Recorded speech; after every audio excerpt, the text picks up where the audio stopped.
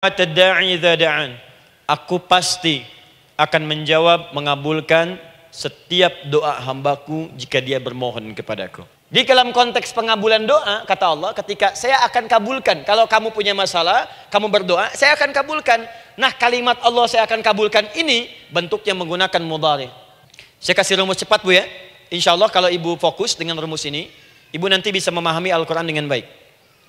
Bahkan ada orang yang saking ingatnya dengan Allah, sebelum minta sudah dikabulkan.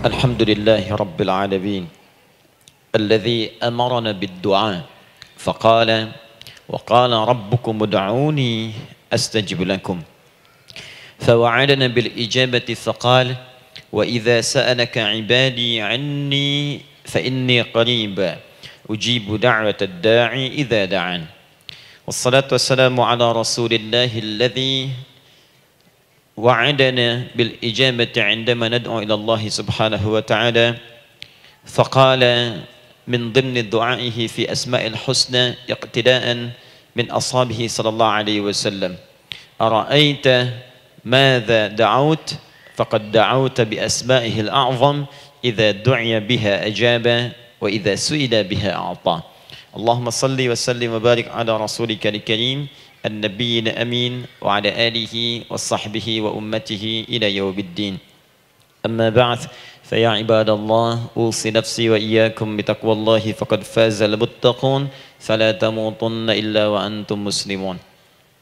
Saudariku sekalian, para ibu baik yang di dalam ruang masjid ataupun yang di luar masjid, sekitaran Masjid Trans Studio, saya ingin mengajak pada seluruhnya tanpa kecuali, mari kita senantiasa bersyukur pada Allah Subhanahu wa taala atas nikmat yang telah kita dapati sampai dengan pagi hari ini. Syukur itu selalu menambah ketenangan di dalam jiwa. Syukur itu bisa mengentaskan sebagian persoalan hidup yang kita rasakan. Syukur itu bisa menambah kekuatan dari perasaan lemah yang kita rasakan. Dan syukur itu puncaknya bisa mengantarkan ke dalam surga terbaik yang dijanjikan. Hingga Allah menyebutkan kemudian dalam Al-Quran, wa qalilun min ibadiyas syakur. Sedikit sekali di antara hamba-hambaku itu yang bisa menjadi orang yang pandai bersyukur kepada Allah Subhanahu wa taala. Mudah-mudahan hidupan kita sampai hari ini seluruhnya diterima oleh Allah Subhanahu wa taala sebagai amal saleh, dan semoga yang belum mendapatkan hidayah untuk berislam sampai dengan pagi hari ini dihunjamkan hidayah kepada dalam jiwanya oleh Allah Subhanahu wa taala agar bisa berislam sebelum wafat menghadap Allah Subhanahu wa taala. Baik, hari ini kita akan belajar. Saya akan cepat masuk kepada pembahasan karena waktu kita cukup singkat, tentang orang-orang yang dikabulkan doanya yang tersebut dalam Al-Quran khususnya dan sunnah-sunnah Rasulullah sallallahu alaihi wasallam. Kita akan bagi pembahasan kita ke dalam 3 bagian. Pertama, kenapa kita mesti berdoa? Di poin pertama. Pertama, kenapa kita mesti berdoa? Yang kedua, bagaimana cara berdoa yang baik, yang cepat dikabulkan oleh Allah Subhanahu wa taala? Jadi yang pertama, mengapa kita mesti berdoa? Esensi doa itu apa? Yang kedua, bagaimana cara berdoa yang sekiranya cepat dikabulkan oleh Allah Subhanahu wa taala. Dan yang ketiga, kita akan melihat ukuran pengabulan doa. Seperti apa doa itu dikabulkan. Karena nanti ada orang-orang yang tidak sadar sesungguhnya doanya sudah dijawab, tapi dia tidak menyadari itu. Bahkan merasakan doanya kok nggak dijawab-jawab gitu. Padahal Allah sudah menjawabnya. Nah, seperti apa ukuran kita mengetahui bahwa doa kita telah terjawab, atau doa kita barangkali belum dijawab atau tidak dijawab? Apa ukuran ketiga hal itu? Itu yang coba kita turunkan di pembahasan pagi ini. Mudah-mudahan dengan itu kita nanti akan lebih pandai bagaimana cara menyikapi doa dalam hidup, seperti apa doa dipanjatkan, kapan kita berdoa, dan kita tahu, oh ini hasil dari doa yang telah kita panjatkan. Sepakat sampai di sini? Baik ya, tinggal sepakat saja ya. Kan biasanya yang nerangkan saya, nulis saya, ngapus saya sampai selesai pula. Baik, ayo kita mulai. Bismillah. Mengapa kita mesti berdoa? Kita buka dulu ibu sekalian, ya, yang di ruangan ini ataupun yang di bawah, semuanya insya Allah memiliki kemuliaan yang sama di hadapan Allah Subhanahu Wa Taala, sesuai dengan keikhlasannya, ya, sesuai dengan keikhlasannya. Karena hadisnya umum sifatnya. Man salaka tariqan yaltamisu fihi ilma sahhalallahu lahu tariqan ilal jannah. Siapa yang menyiapkan dirinya menempuh perjalanan dan dia meniatkan ingin belajar pengetahuan agama walaupun sedikit, maka dia akan dapat balasan dari Allah. Minimal setiap langkahnya akan dicatat meringankan langkah dia ke surga nantinya. Ya, dan di situ tidak disebutkan khusus bagi yang di dalam ruangan masjid, lantai 2 lagi misalnya. Tidak. Ya, jadi yang di sekitaran, yang di depan semua berdasarkan niatnya, ya, berdasarkan niat dan kuantitas amalannya. Di kuantitas itu tambah. Mungkin Ustadz belum datang, ibu ada yang berzikir, ada yang baca Al-Quran, ada yang istighfar. Itu yang nambah pahala. Ya, kalau yang pasang status, pasang kamera, ya itu saya nggak tahu. Ayo kita kembalikan sini. Pertama, Quran surah ke-7 ayat 172. Quran surah ke-7 Al-A'raf ayat 172. Kemudian setelah itu diperintahkan dalam Al-Quran surah ke-40 Ghafir ayat ke-60. Lalu kita praktekkan ini dalam keseharian kita. Saya beri contoh misalnya Quran surah ke-2 ayat ke yang paling banyak nih dibaca 201. Kadang-kadang misalnya Quran surah kedua ayat 286. Banyaklah. Quran surah ke-7 ayat 23 misalnya, dan seterusnya. Ini bagian pertama.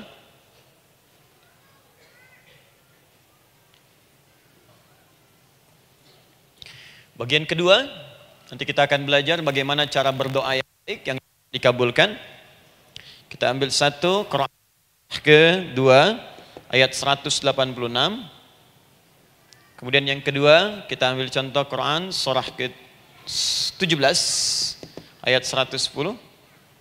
Kemudian yang ketiga, kita ambil contoh yang paling dahsyat di Al-Quran surah ke-3 ayat 38 sampai 39.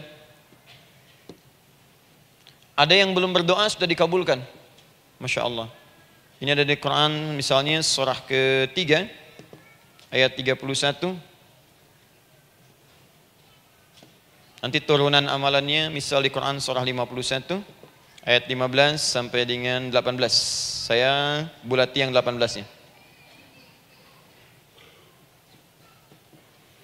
Bagian ketiganya nanti kita uraikan di bagian akhirnya. Baik, kita bisa mulai insyaallah. Baik, kita bagian pertama, mari kita mulai. Saya ingin berkisah sejenak dengan menyampaikan Quran surah ke-7 Al-A'raf ayat 172. Allah berfirman, A'udzubillahi minasyaitonir rajim, wa idz akhadha rabbuka min bani adama min zuhurihim dzurriyyatahum wa ashhadahum ala anfusihim alastu bi rabbikum qalu bala syahidna. Ada ayatnya? Baik ya, di Quran surah ke-7 Al-A'raf ayat 172. Wa idz akhadha rabbuka min bani Adam. Kata Allah, dan ingatlah, pahamilah, pelajarilah, dalamilah. Teman-teman sekalian, ingat kalimat idz itu, idz dalam Al-Quran, termasuk dalam bahasa Arab, itu bukan sekedar mengingat. Idz itu bisa mengandung arti memahami dengan dalam. Menganalisis. Ya, memaknai itu idz. Jadi bukan sekedar mengingat. Bukankah ibu kalau mengingat sesuatu berusaha mendalaminya? Ya, kalau nggak percaya saya tanya begini. Coba ibu ingat kemarin jam 5 sore ada di mana? Bukankah sekarang sedang mendalami sesuatu? Sedang mencari memori jam 5 sore kemarin ada di mana? Setelah itu dihimpun jadi sesuatu lalu disampaikan dengan terstruktur, dengan rapi. Oh, kemarin saya ada di sini, di sini, di sini, mengerjakan ini. Itu idz dalam bahasa Arab. Kalau di Al-Quran ada kalimat idz, itu berarti bukan sekedar kita diminta mengingat, tapi juga merenung, mendalami, memahami dengan dalam. Paham insya Allah? Baik, sekarang perhatikan. Nanti kalau ibu baca Al-Quran, maksud saya, ibu bisa menerjemahkan sendiri dan memahami dengan baik. Ya, misal kalimat idh pertama dalam Al-Quran misal ditemukan di Quran surah kedua ayat 30. Wa idh qala rabbuka lil malaikati inni ja'ilun fil ardi khalifah. Idh akan ditemukan. Nah, sekarang ayat tentang korelasinya dengan doa, kita buka Quran surah ke-7 tadi ayat 172. Wa idh akhadha rabbuk, dan pahami ya kata Allah, renungkan ya, maknai dengan dalam ketika Allah menyampaikan membuat komitmen dengan semua anak cucu Adam tanpa kecuali. Semuanya. Ingat kalau ditemukan kalimat Bani Adam. Bani Adam disebutkan 7 kali dalam Al-Quran. Ya. Berapa kali? 7 kali. Kalimat Bani Adam. Bani Adam. Ini menunjuk pada semua keturunan anak cucu Adam sampai selesai kehidupan. Ya, dari Nabi Adam alaihissalam, kemudian pasangannya Sayyidah Hawa alaihissalam, kemudian keduanya mulai berumah tangga, melahirkan keturunan, diabadikan di Al-Quran surah keempat, ya, surah Ibu, ayat yang pertama. Ya ayyuhan nasu taqu rabbakumul ladzi khalaqakum min nafsin wahidah wa khalaqa minha zawjaha. Di situ kemudian ada Adam, zaujaha Hawa, ya. Wa batha minhuma rijalan katsiran wa nisaa. Dari situ turun keturunan laki-laki perempuan, laki-laki perempuan. Nanti menyebar, Bu, ya, menyebar. Ada yang ke Chicago, ada yang di Chicago, ada yang di Singaparna, ada yang di Singapura. Semua nyebar. Ya, di Sunda, dari Jawa sampai ke Sumatera, sampai Indonesia, sampai Nusantara, sampai Asia, Eropa, sedunia. Nanti penyebarannya disebutkan di Quran surah ke-49 ayat ke-13. Ya ayyuhan nasu inna khalaqnakum min dzakarin wa untha. Hai manusia, semua saya ciptakan ada 2 jenis. Kalau bukan laki-laki itu pasti perempuan. Jadi tidak ada yang ketiga. Ingat ya? Kalau bukan laki-laki siapa?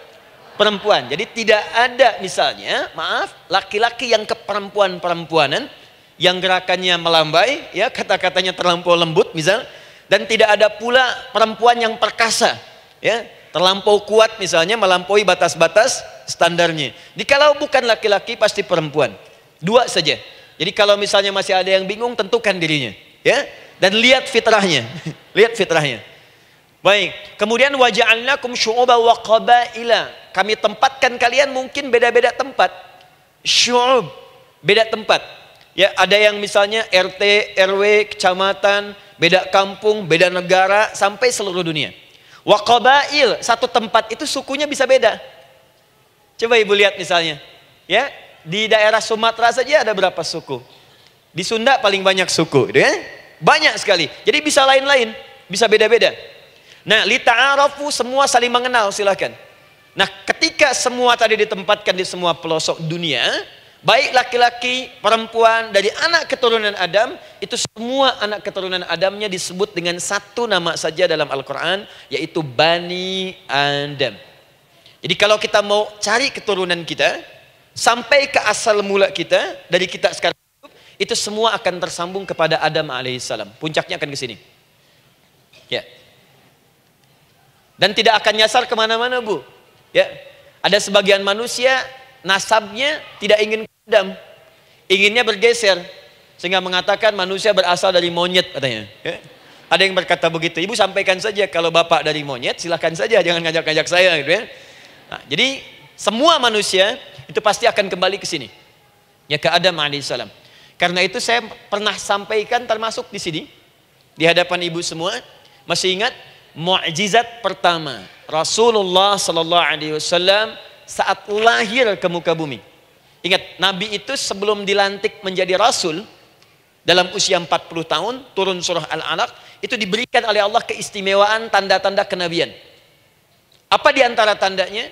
Allah perjelas nasab keturunannya sampai Nabi Adam, padahal lahirnya itu ayahnya sudah wafat. Di lahir beliau, ayahnya wafat, tapi nasabnya diperjelas sampai Nabi Adam. Sehingga jelas, orang tidak bisa menyoal. Ini orang nggak jelas nih, ya. Kan suka ada begitu Bu ya. Tiba-tiba datang menerangkan sesuatu. Siapa itu? Itu nggak jelas. Bahkan sekarang sering muncul statement, siapa sih Ustadz itu? Itu Ustadz nggak jelas. Ya. Nabi nggak bisa disoal karena semuanya jelas. Nasabnya jelas, keturunannya jelas, kemuliaannya jelas, ilmunya jelas. Jadi kalau orang mau menyoal nggak punya peluang. Siapa kamu Muhammad? Saya jelas keturunannya. Muhammad SAW bin Abdullah, bin Abdul Muttalib, bin Hashim, bin Abdul Manaf, bin Qusay, bin Murrah, bin Kilab, bin Ka'ab, bin Ghalib, bin Fihir, bin Malik, bin Nadar, bin Kinana, bin Khuzaimah, bin Mudrika, bin Ilyas, bin Nizar, bin Mudar, bin Ma'ad, bin Adnan, bin Addi, bin Adri, bin Muqawwam, bin Nagur, bin Tarih, bin Ya'rub, bin Yasjub, bin Nabit, bin Ismail AS, bin Ibrahim AS, bin Azar atau bin Nakhur, bin Abir, bin Kinan, bin Arfakhshad, bin Sam, bin Nuh AS, bin Mihlail, Matushala, bin Kinan, bin Anwas, bin bin Adam alaihissalam. Coba ulangi. Jelas. Jelas. Jadi orang nggak bisa nyoal, itu mukjizat ya. Keistimewaan pertama sebelum Allah kemudian angkat menjadi nabi dan rasul di usia 40 tahun. Jadi kalau ibu ditanya, kamu jelas nggak? Jelas. Apa binnya? Bin Bani Adam. Itu bocoran dari Al-Quran. Ya, kalau ditanya keturunan siapa kamu? Adam. Tahu dari mana? Allah yang nyampaikan langsung. Apa kata Allah? Bani Adam. Jelas ya? Baik. Jadi ini kembali kepada Adam alaihissalam. Nah, semua anak cucu Adam yang saya garis bawahi, sejak mulai terlahir itu sudah ada komitmen dari Allah dengan anak cucu Adam ini sebelum terlahir ke dunia. Sejak dalam kandungan. Jadi kalau ibu belajar hadis, misal, dulu saya pernah amanahkan kalau ibu mau belajar dasar-dasar, cari kitabnya Imam An-Nawawi yang Al-Arba'in An-Nawawiyah, 42 hadis. Hadis keempat, ya paling kiri sebelah atas di kitabnya. Dari Abdullah bin Mas'ud radhiyallahu taala anhu, ya. Qala Nabi sallallahu alaihi wasallam bahwa shadiqul masduq. Nabi SAW pernah menyampaikan sedangkan beliau orang benar dan dibenarkan. Kapan perjanjian ini dibuat? Dalam usia kandungan 4 bulan. Dalam kandungan. Inna ahadakum yujma'u fi batni ummihi. Setiap kalian yang akan terlahir dari anak cucu Adam, kecuali Adam Bu ya. Ingat, kecuali Adam, kecuali Hawa, karena ini asal mula manusia keduanya. Tapi keturunan Adam dan Hawa akan mengalami proses yang sama. Dikandung dulu ibundanya, kemudian terlahir. Adam tidak dikandung, ingat, Adam tidak ada bapak, Adam tidak ada ibu. Langsung diciptakan wujudnya oleh Allah Subhanahu wa taala dari bahan dasar yang sama dengan manusia. Ya, karena itu saya pernah ditanya, pernah berdialog, ya. Ustaz, ini spesial Nabi Isa ini. Ya, spesial, Yesus Al-Masih Nabi Isa spesial. Karena itu diangkat sebagai Tuhan. Apa yang spesial? Kata beliau, karena ini bisa menghidupkan yang mati. Yang kedua, ini lahirnya beda dengan orang biasa. Bagaimana lahirnya? Tanpa bapak. Ibu saja tanpa bapak. Mana ada manusia yang lain seperti ini? Saya bilang Adam lebih spesial lagi. Lahir tanpa ibu, tanpa bapak. Kenapa nggak jadi Tuhan? Tapi kan Adam nggak bisa menghidupkan yang mati. Dengan izin Allah, maaf, Nabi Ibrahim lebih canggih lagi. Buka Quran surah kedua, ayat 260. Paling kiri sebelah atas. Wa idh qala Ibrahim Rabbi arini kaifa tuhyil mauta. Qala awalam tu'min. Qala bala walakin ma'inna qalbi. Ketika Ibrahim bermohon kepada Rabbnya, ya Allah, tolong tunjukkan kepadaku bagaimana cara menghidupkan yang mati. Kata Allah, kamu masih nggak yakin? Kata Ibrahim, saya yakin, saya yakin-yakinnya. Cuma supaya hati saya tenang, membuktikan kepada yang lain tentang kuasamu. Kata Allah, gampang. Lalu Allah berikan kemudian satu ketentuan sama persis dengan Nabi Isa. Cuman prosesnya lebih canggih. Kalau Nabi Isa, tepuk mayatnya, bangun, bicara. Nabi Ibrahim kata Allah, nih ambil burung, potong-potong dulu, dicincang dulu. Sudah dicincang kemudian, mayatnya disimpan, jasadnya di tempat bukit yang berbeda. Kalau sekarang potong burung, simpan di bukit satu, jasad yang kedua simpan di bukit B. Kepalanya simpan di bukit A, ekornya simpan di bukit B, badannya simpan di bukit C. Panggil dengan nama Allah. Thummat uhunna ya'tina kasa'ya. Panggil, bismillah, dengan nama Allah, hidup, hidup. Sama persis dengan Nabi Isa. Dengan nama Allah biiznillah, hidup, hidup. Nabi Ibrahim biiznillah, dengan nama Allah hidup, hidup. Menyatu semuanya jadi satu. Psst. Kalau Nabi Isa kemudian ada yang menduga sebagai Tuhan, kenapa Nabi Ibrahim tidak angkat jadi Tuhan? Paham ya? Nah, ini menunjukkan bahwa ada pola pemikiran yang harus dikembalikan supaya benar cara memahaminya. Jelas sampai sini? Maaf saya sedikit agak lompat ya. Saya kembalikan kemudian, perhatikan sini. Inna ahadakum yujma'u fi batni ummihi. Karena itu semua anak cucu Adam, beda dengan Adam, akan proses lahirnya dikandung dulu di perut ibundanya. Fokus baik-baik. Arba'ina yauman nutfah, 40 hari pertama baru kemudian proses antara spermatozoa dengan ovum berproses. Thumma yakunu mithla dzalika, kemudian alaqah, 40 hari yang kedua jadi alaqah, zigot yang menempel di dinding rahim.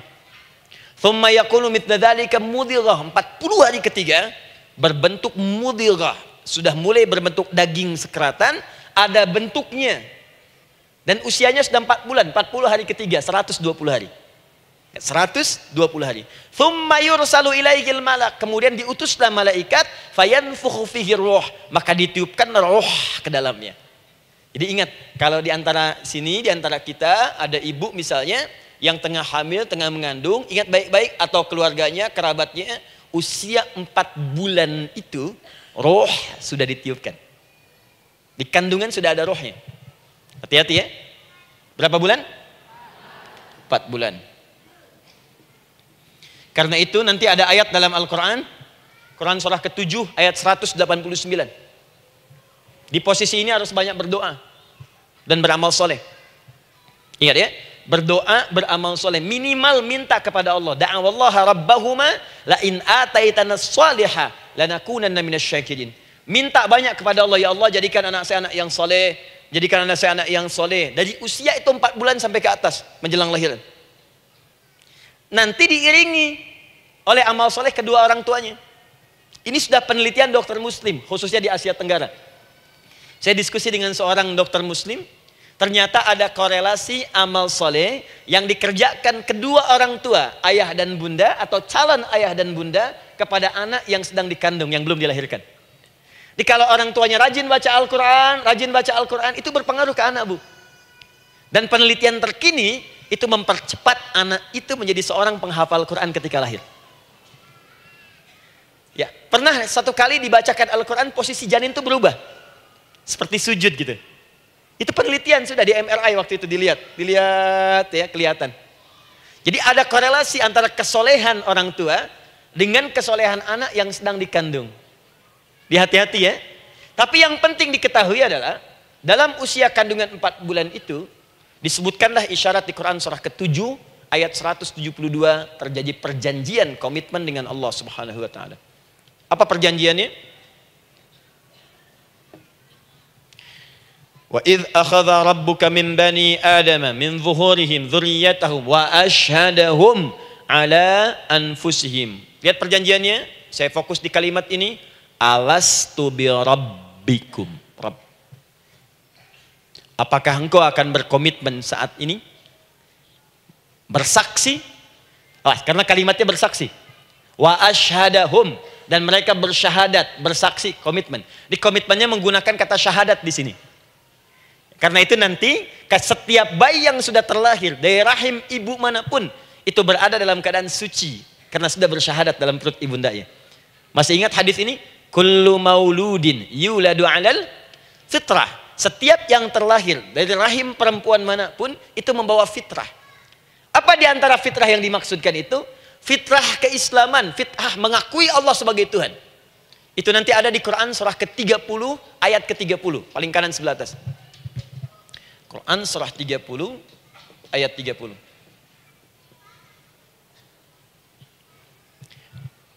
Fa'aqim wajhaka lid-dini hanifa. Hei setiap manusia, fa'aqim wajhaka, hadapkan, pasrahkan, arahkan dirimu sepenuhnya. Lid-dini, pada ketentuan ad-din, hanifa, dengan lurus. Di setiap manusia itu punya fitrah untuk beragama. Punya kecenderungan untuk mencari Tuhan. Silakan ibu cek, manusia manapun yang pernah hidup, itu pasti akan mencari Tuhan. Silahkan. Karena itu Allah beri jalan, begini cara mencarinya. Fitratallahi allati fataran nasa 'alaiha, itulah fitrah manusia yang telah Allah berikan pada dirinya bahkan sebelum dia terlahir. Di antara fitrah manusia ada kecenderungan untuk mencari Tuhan. Ada kecenderungan untuk mendekat kepada Allah. Bahasa Qur'annya din, lid-dini hanifa. Apa itu din? Itulah Islam. Quran surah ketiga ayat 19. Inna dina indallahil Islam. Karena itu silakan cek, semua orang itu pasti akan mencari Tuhan. Setiap manusia. Ada yang melihat kayaknya ada di hewan, kayaknya ada di pohon, kayaknya ada di alam, kayaknya ada di patung, kayaknya ada di... Mencari dia. Terus Allah beri jalan. Kalau kamu ingin mencari yang benar, din yang dimaksud Islam, diberikanlah tuntunan dalam Islam.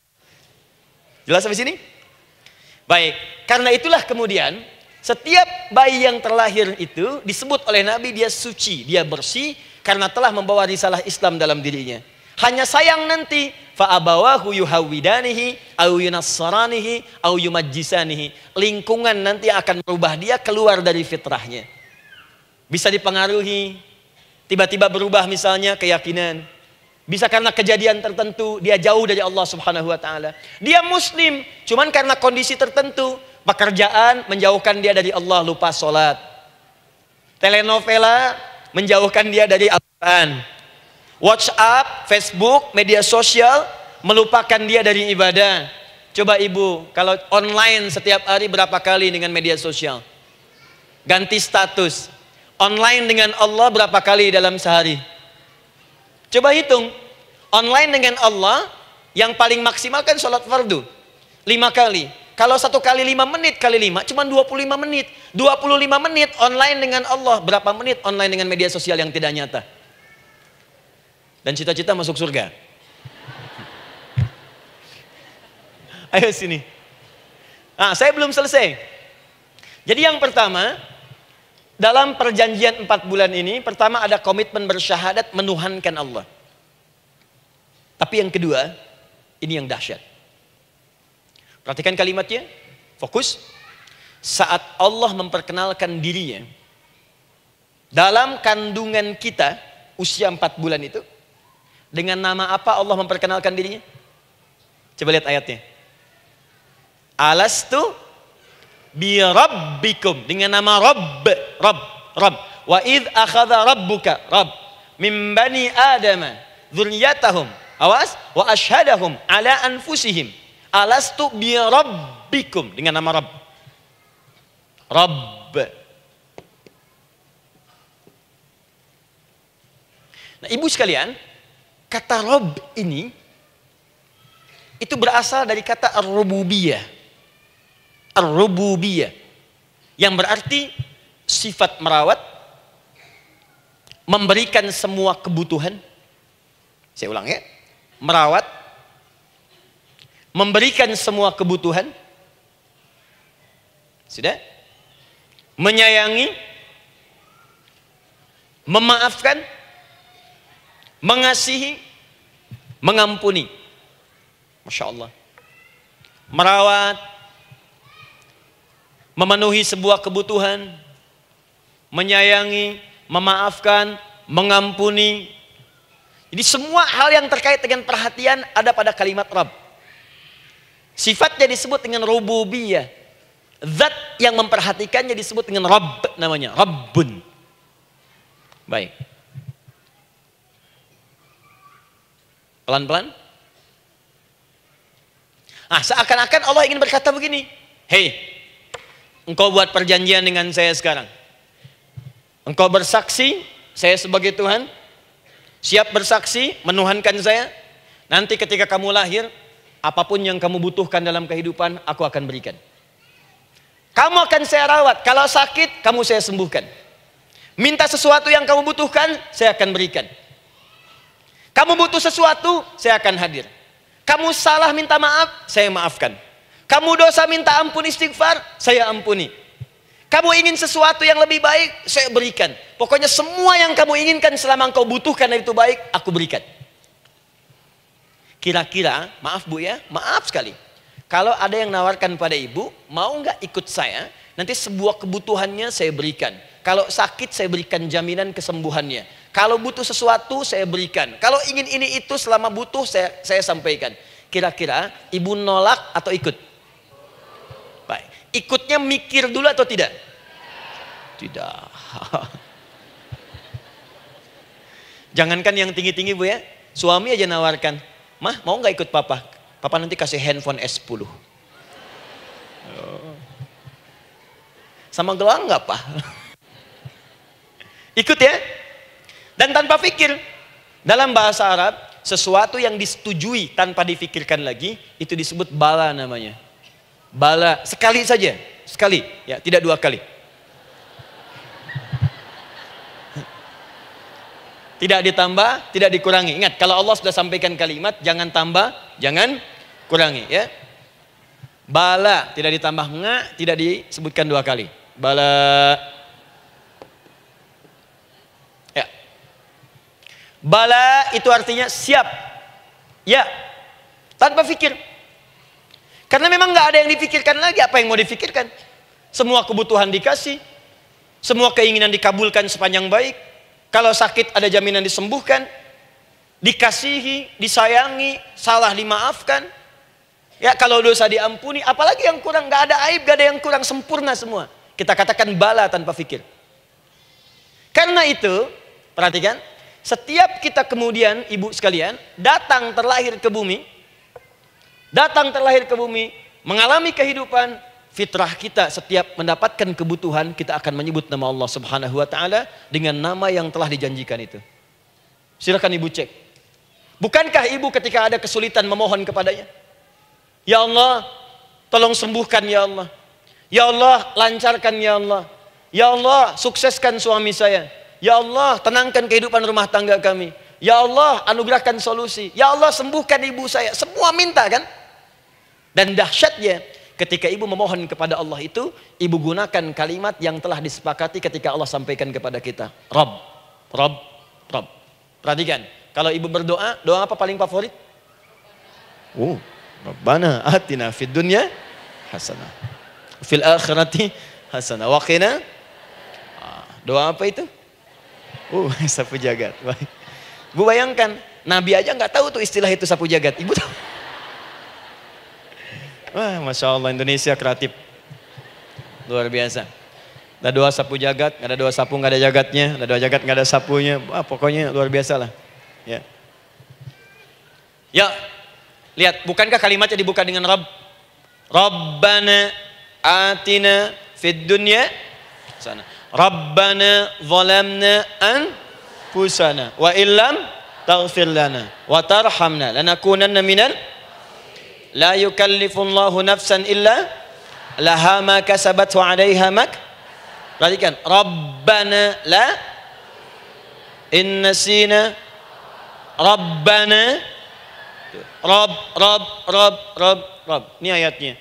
Sapu jagat Quran surah 2 ayat 201. La yukallifullah Quran surah 2 ayat 286. Rabbana zalamna Quran surah 7 ayat 23. Yang ingin saya sampaikan, setiap kita butuh sesuatu, kita menyebut namanya dengan kalimat Rabb. Kenapa kita katakan Rabb? Karena Allah sendiri menyebutkan dengan kalimat Rabb. Alastu bi rabbikum, saya nanti adalah Tuhan yang akan memperhatikan kalian, menyayangi kalian. Saya Tuhan yang akan merawat kalian, memberikan semua kebutuhan.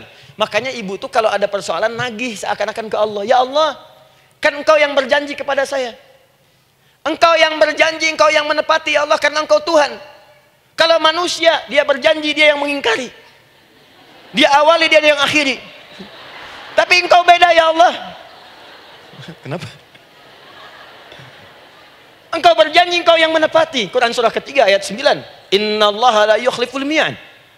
Engkau yang berjanji, engkau yang menepati. Engkaulah awal dan akhir dari semua hal. Engkau mengatakan saya Rabb yang akan memberikan semua kebutuhan. Sekarang saya butuh ya Allah. Engkau berjanji akan menyembuhkan, sekarang saya sakit ya Allah. Engkau berjanji akan memberi solusi, sekarang saya sedang punya masalah ya Allah. Engkau berjanji akan memberikan kesuksesan, sekarang saya sedang menapaki itu ya Allah.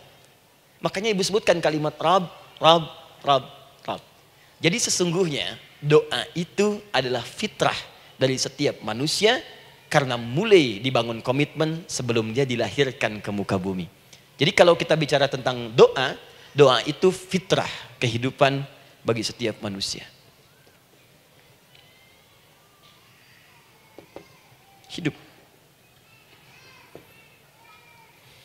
Sekaligus penanda komitmen yang membedakan antara Khalik dengan makhluk. Hamba dengan Allah. Manusia dengan Tuhan. Kan Allah katakan, saya Rabb ya, saya yang ngasih, saya yang Tuhan. Berarti kita yang makhluk kan? Kita yang butuh kan? Allah yang memberi, kita yang butuh. Untuk membedakan mana yang butuh, mana yang ngasih, maka pembedanya adalah doa. Jadi kalau ada manusia yang nggak pernah doa selama hidup, itu tandanya ada yang salah dengan kehidupannya. Karena seakan-akan dia nggak butuh Tuhan. Sebab perbedaan manusia dengan Tuhan itu sebelum lahir, salah satunya ditunjukkan dengan sifat butuh kita kepada Allah. Makanya sekaya-kayanya orang, itu pasti berdoa. Manusia paling kaya di muka bumi pun, kalau besoknya mau ada pekerjaan atau proyek, dia berdoa dulu tuh. Ya Tuhan, tolong lancarkan proyek ini. Butuh. Pejabat setinggi-tingginya, kalau sudah mau mulai kemudian ada pemilihan, kalau mulai ada kebijakan, kalau mulai ada apapun berdoa juga. Itu tandanya butuh. Butuh. Di setiap manusia itu pasti butuh dengan Allah. Karena itu kalau ada manusia yang nggak pernah berdoa selama hidupnya, itu langsung mendapatkan kecaman dari Allah dan dijamin akan masuk neraka yang paling dalam. Karena seakan-akan dia sudah nggak butuh dengan Allah. Saya ulang ya, saya ulang. Doa itu fitrah hidup manusia yang sekaligus menunjukkan statusnya sebagai hamba. Jadi kalau ibu update status di media sosial, mulai sekarang tuliskan hamba. Hamba. Sudah. Mau sifatnya apapun tetap hamba. Ya, mau pejabat, mau orang kaya, mau cukup, mau macam-macam, mau ustadz, mau syekh, mau habib, tetap ujungnya hamba. Dan butuh penghambaan itu diwujudkan dalam bentuk doa. Muncullah Quran surah ke-40 ayat ke-60. Wa qala rabbukum, Rabb, selalu Rabb. Wa qala rabbukum ud'uni astajib lakum. Innal ladzina yastakbiruna an ibadati, awas, saya dakhuluna jahannam dakhirin. Allahu akbar. Dan Rabbmu berfirman, mengingatkan kembali kepada kalian semua, hei hamba-hambanya. Kalau ada kebutuhan, kalau ada masalah, kalau ada permintaan, kata Allah, ayo doa sama saya. Minta. Kan kita sudah bikin perjanjian. Makanya Allah katakan, kalau punya masalah, Bu, berdoa. Bukan mengeluh. Kalau punya persoalan, Bu, berdoa. Bukan bikin status. Rasanya aku tidak sanggup. Ditulis di Facebook. Apain? Terus kalimat Allahnya pun jelas.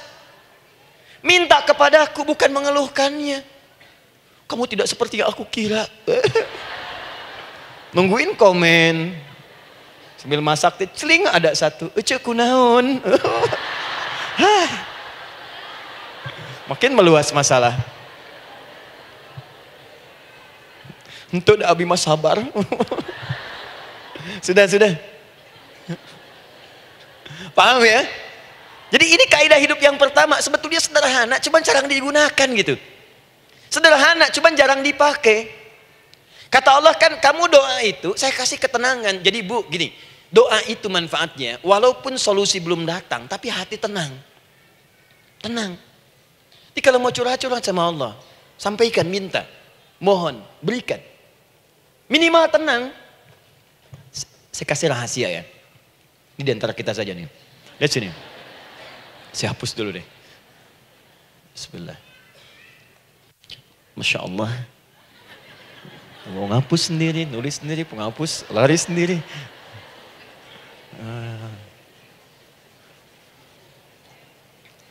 Bismillah. Oh ini ada dua ya, sini. Baik, buka Quran surat 7 ayat 205. Quran surat 7 ayat 205. Doa itu disebut zikir di ayat itu. Jadi kalau ibu sedang berdoa, itu sedang berzikir.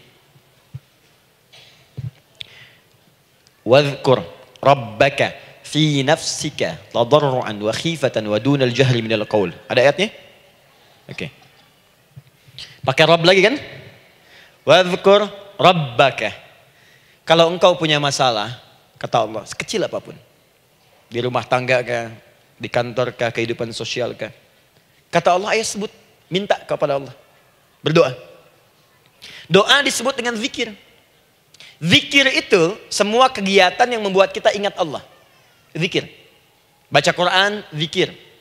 Dalilnya Quran surah ke-15 ayat 9. Inna nahnu nazzalna dzikra. Kami turunkan Al-Quran sebagai zikir. Menghafal Quran, zikir. Quran surah 54 ayat 17, ayat 22, ayat 32, ayat 40.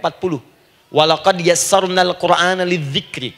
Kami akan mudahkan Al-Quran untuk diingat, dihafalkan. Zikir, sebagai zikir kepada Allah. Ibu selepas sholat, baca subhanallah, alhamdulillah, Allahu Akbar, zikir. Quran surah keempat, ayat 103. فَإِذَا قَضَيْتُمُ الصَّلَاةَ فَاذْكُرُوا اللَّهَ. Maka jika anda telah tuntas mengerjakan sholat, segera berzikir kepada Allah. Sholat sendiri, zikir. Quran surah ke-20, ayat ke-14.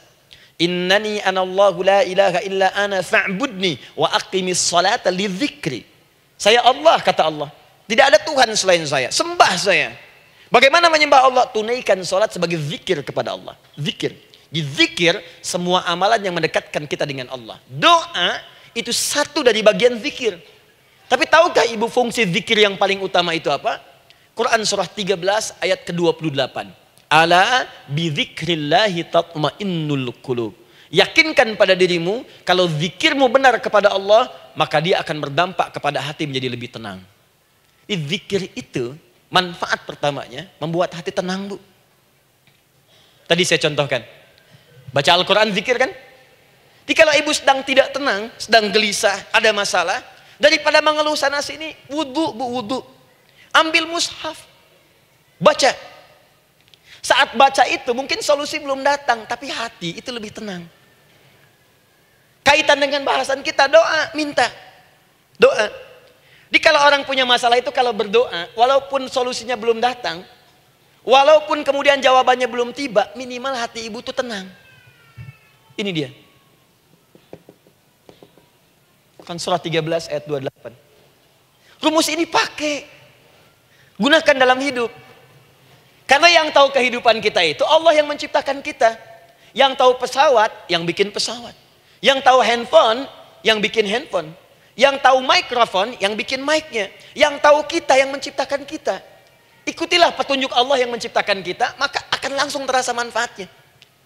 Ibu tidak percaya, silahkan lakukan. Rasakan bedanya, bedakan rasanya, dan pasti akan terasa bedanya. Akan lain. Tuh. Doa. Tapi ingat yang paling penting kata Allah, doa itu bukan sekedar penting permohonannya, tapi menunjukkan status kita sebagai hamba di hadapan Allah Subhanahu wa taala. Jadi kalau ada orang selama hidup tidak pernah berdoa, artinya dia mengingkari status dia sebagai hamba di hadapan Allah Subhanahu wa taala. Mau menyejajarkan diri dengan Tuhan. Kan yang tidak pernah meminta itu Tuhan. Allah yang memberikan. Kalau manusia beda pasti minta. Artinya kalau ada manusia nggak pernah minta, seakan-akan bahasa halusnya, kamu ini ngaku jadi Tuhan. Saya tempatkan kau di neraka jahanam yang paling bawah. Jahanam itu, Bu, belum masuk saja sudah terasa. Terasa. Buka ibu Quran surah misalnya ke-40 Ghafir tuh. Ya, ayat 45 sampai dengan 47-nya. Sebelumnya lagi lihat Quran surah ke-8 ayat ke-50. Itu penghuni neraka, Bu, yang bukan jahanam saja. Penghuni neraka itu kalau mau meninggal itu dipukulin dulu malaikat. Depan belakangnya. Ayo, kamu keluar. Lama amat keluarnya rohnya katanya. Takut karena nggak punya bekal. Kan maaf ya, kaidah mengatakan orang nggak punya bekal itu takut pulang. Apalagi orang merasa salah. Anak ibu berbuat kesalahan, mau pulang takut kan? Takut. Jadi kalau ada anak takut pulang, salah dia. Salah. Kemana anak nggak pulang-pulang, pasti ada yang salah karena nggak berani pulang. Jangankan salah, nggak punya bekal saja, malu pulang. Lihat ibu waktu Ramadan usai, mau mudik, Idul Fitri. Kan pada mudik kan? Kenapa mau mudik dan senang mudik? Karena punya bekal, Bu. Dikumpul-kumpulkan tuh selama 11 bulan. Untuk 1 bulan saja. Itu pun paling berapa hari. Kumpulin. Terus telepon keluarga, insya Allah aku pulang hari ini. Wah, senang semuanya. Padahal mudiknya cuma pakai motor, Bu. Motornya bebek, bekalnya singa. Serius saya, motor bebek bekal singa. Ada kardus belakangnya. Tulisin, terus tambah pelepah pisang buat begini. Belakangnya ditulisin, aku pulang sayang. jalan mudik. Terus yang di rumah kan senang nerimanya. Kenapa? Karena ada yang pulang dan bawa bekal. Saya pernah tanya pada seseorang, kenapa Anda nggak mudik? Nggak ada bekal Ustadz, nggak ada bekal, malu pulang. Kebayang nggak saat pulang menghadap Allah nggak punya bekal? Malu pulang, apalagi punya banyak salah. Jadi nggak mau keluar rohnya. Malaikatnya geram, dipukulin sama malaikat. Pukul depannya, pukul depan. Kamu ini cepat keluar, cepat keluar, cepat keluar. Keluar, keluar, keluar, keluar, keluar. Malu pulang. Tapi kalau punya bekal enak. Dan yang nyambut langsung malaikat. Bahkan nanti ada satu amalan saat dikerjakan. Itu orang ini sudah masuk surga. Tapi semua malaikat di semua pintu surga yang 8 itu datang mengunjungi dia mengucapkan selamat. Itu ada di Quran surah 13 ayat 24. Salamun alaikum bima sabartum fa ni'ma uqbaddar. Selamat ya saat di dunia sabar mencari bekal. Dan ini bekal terbaik yang kamu dapatkan. Silahkan nikmati surga yang kamu rindukan itu. Ini nikmat-nikmatnya tempat yang pernah nanti kamu kunjungi. Dan tinggal abadi di situ. Yang nyambut malaikat. Bayangkan semua malaikat bu. Semua malaikat dari pintu surga datang nyambut dia. Wah Masya Allah, malaikat Jibril, Israfil, malaikat maut. Maaf ya dicabut kemarin. Biasa. Selamat, selamat, selamat, selamat, selamat. Dunia aja kalau ada yang nyambut senang kan. Rumah dicet datang sambut depan rumah. Semua hidangan ada. Masya Allah. Bahkan yang tidak ada jadi ada. Luarnya kongwan, dalamnya rangginang gitu kan. Wah, muncul semua. Paham ya? Jadi ini bagian pertama. Jadi kita katakan kenapa manusia mesti berdoa? Jawabannya karena manusia itu hamba. Dan doa itu adalah fitrah bagian dari kehidupan. Kenapa manusia mesti berdoa? Karena ada komitmen dari Allah. Setiap dia mendapatkan sebuah persoalan, maka Allah akan jawab dan berikan jawaban dari semua persoalannya. Jalan mendapatkan jawaban itu adalah doa. Kenapa manusia mesti berdoa? Karena dia butuh dengan Allah. Dan puncaknya, kenapa dia mesti berdoa? Karena Allah ingin membahagiakan kehidupan dunianya sebelum sampai keabadiannya di akhirat. Jadi ketika kita berdoa, sebetulnya kebaikan untuk kita karena Allah ingin kita bahagia. Ingin mudah hidupnya. Jadi kalau ada orang nggak berdoa, sesungguhnya dia sedang menyulitkan diri sendiri dalam kehidupan dunianya sampai ke akhiratnya. Jelas sampai di sini? Masya Allah, alhamdulillah. Baik, kalau sudah paham, saya hapus ini, kita masuk bagian yang kedua. Hapus lagi.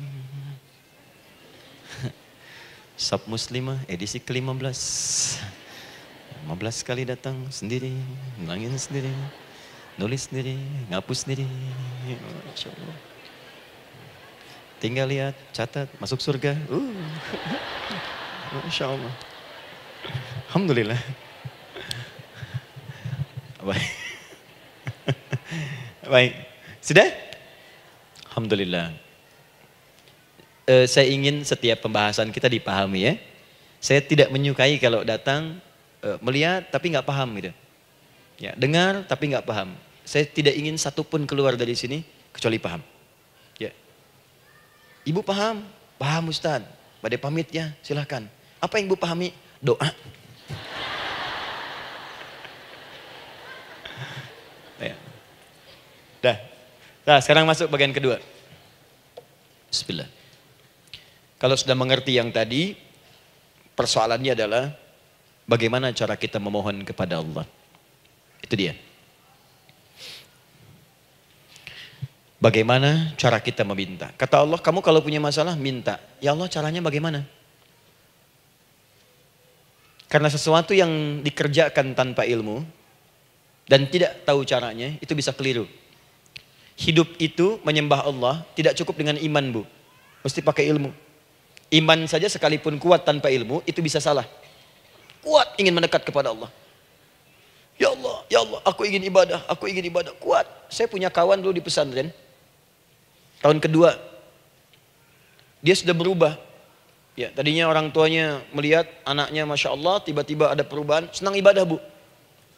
Malam-malam dia bangun, ini kisah nyata, saya alami sendiri. Masya Allah, saya senang sekali. Kita saling doakan, dia bangun malam tahajud. Bangun jam 2, Anda bayangkan. Yang sebelumnya menjelang subuh atau apa, ini malam Jumat lagi, malam libur. Malam libur biasanya santri itu kebanyakan ada yang keluar, ada yang main, ada yang macam-macam. Ini dia malam tahajud, jam 2 bangun. Saya bahagia sekali. Udah bangun, sholat, selesai. Cuman pas waktu mau subuh, kok saya lihat tidur. Saya bangunkan kan? Fulan, bangun. Oh iya, katanya. Iya, oh mungkin nanti mau nyusul. Saya pikir istirahat dulu. Saya ke masjid lah. Udah ke masjid dah selesai. Kita diskusi di masjid selesai, semua pulang saya jam 7. Saya lihat masih tidur juga. Barangkali dia sudah tadi sholat mungkin di kamar, nggak sempat ke masjid karena capek. Tapi saya lihat kok posisinya nggak berubah. Di situ juga. Akhirnya setengah jam saya tunggu, saya bangunkan. Bangun. Bangun, kenapa Adi katanya? Saya kira antum belum sholat subuh ya? Adi gimana sih? Kan udah saya jama dengan tahajud tadi. Udah saya jama dengan tahajud. Jadi memang kekuatan imannya lagi tinggi, cuman ilmunya kosong. Ini yang bahaya. Besok-besok kalau orang kayak gini sholat subuh bisa 4 rakaat. Ya. Karena itu berdoa penting, cuma kita mesti tahu caranya. Yuk kita mulai bagian pertama. Quran surah kedua ayat 186. Paling kiri sebelah bawah. Sudah? Wa idza sa'alaka 'ibadi 'anni fa inni qarib. Fokus. Kata Allah, kalau hamba-hambaku Muhammad SAW bertanya kepadamu, minta petunjuk untuk mencari-cari aku. Tuh Bu, coba lihat. Ayat doa dibuka lagi dengan kalimat hamba. Untuk menegaskan status kita. Jadi kalau ditanya, kita siapa di hadapan Allah? Makanya nggak usah sombong. Jangan sombong, karena kita cuma hamba. Karena itu ketika Korun sombong, Korun tuh manusia terkaya yang pernah hidup di bumi. Hartanya Bu, ini saya kasih bocoran sedikit, kunci berangkasnya saja, kemana-mana itu suka dibawa, dipikul paling sedikitnya 8 bodyguard, cuman bawa kunci berangkas saja begini. Di Korun pengen ngasih tahu, kalau ada yang pengen nyuri di tempat saya silahkan aja, ini aja bodyguard saya ngangkat kuncinya susah. Korun. Jadi kalau Anda tidak sekaya Korun, jangan ikutan sombong, telat. Telat, gak ada kerjaan, sudah ada yang lebih kaya. Ya. Dan apa yang terjadi? Fakhosabna kata Allah, kami telan. Likuifasi. Telan oleh bumi semua. Dengan kekayaannya semua habis. Jadi ketika ada seseorang yang lupa dengan statusnya sebagai hamba, maka Allah akan memberikan pelajaran kepadanya untuk taubat. Kalau nggak mau taubat juga, telan habis untuk menunjukkan kamu tuh bukan Tuhan, saya Tuhannya. Maka jangan ikutan sombong. Kalau ada yang baru punya Ferrari, Lamborghini, Lamborghini, ya, wow, bikin rame di jalan, cuman nggak update status, kasih tahu, maaf Mas, telat. Itu gambaran hidup. Dan ingat, setiap dibuka dengan kalimat permohonan, itu kalimatnya hamba. Hambaku, hambaku, hambaku. Termasuk mau minta taubat, hamba. Quran surah 39 ayat 53. Qul ya ibadiyalladzina asrafu ala anfusihim la taqnatu min rahmatillah. Katakan Muhammad pada hambaku yang merasa banyak dosa, pengen berdoa minta taubat. Kata Allah, hamba. Saya terima taubatnya, hamba. Ini ya. Ini pun adab yang pertama dari Al-Quran. Adab yang pertama, kalau kita ingin berdoa dan doa itu cepat ingin dikabulkan, maka berdoalah dengan cara menghamba di hadapan Allah Subhanahu wa taala. Jangan merasa tinggi.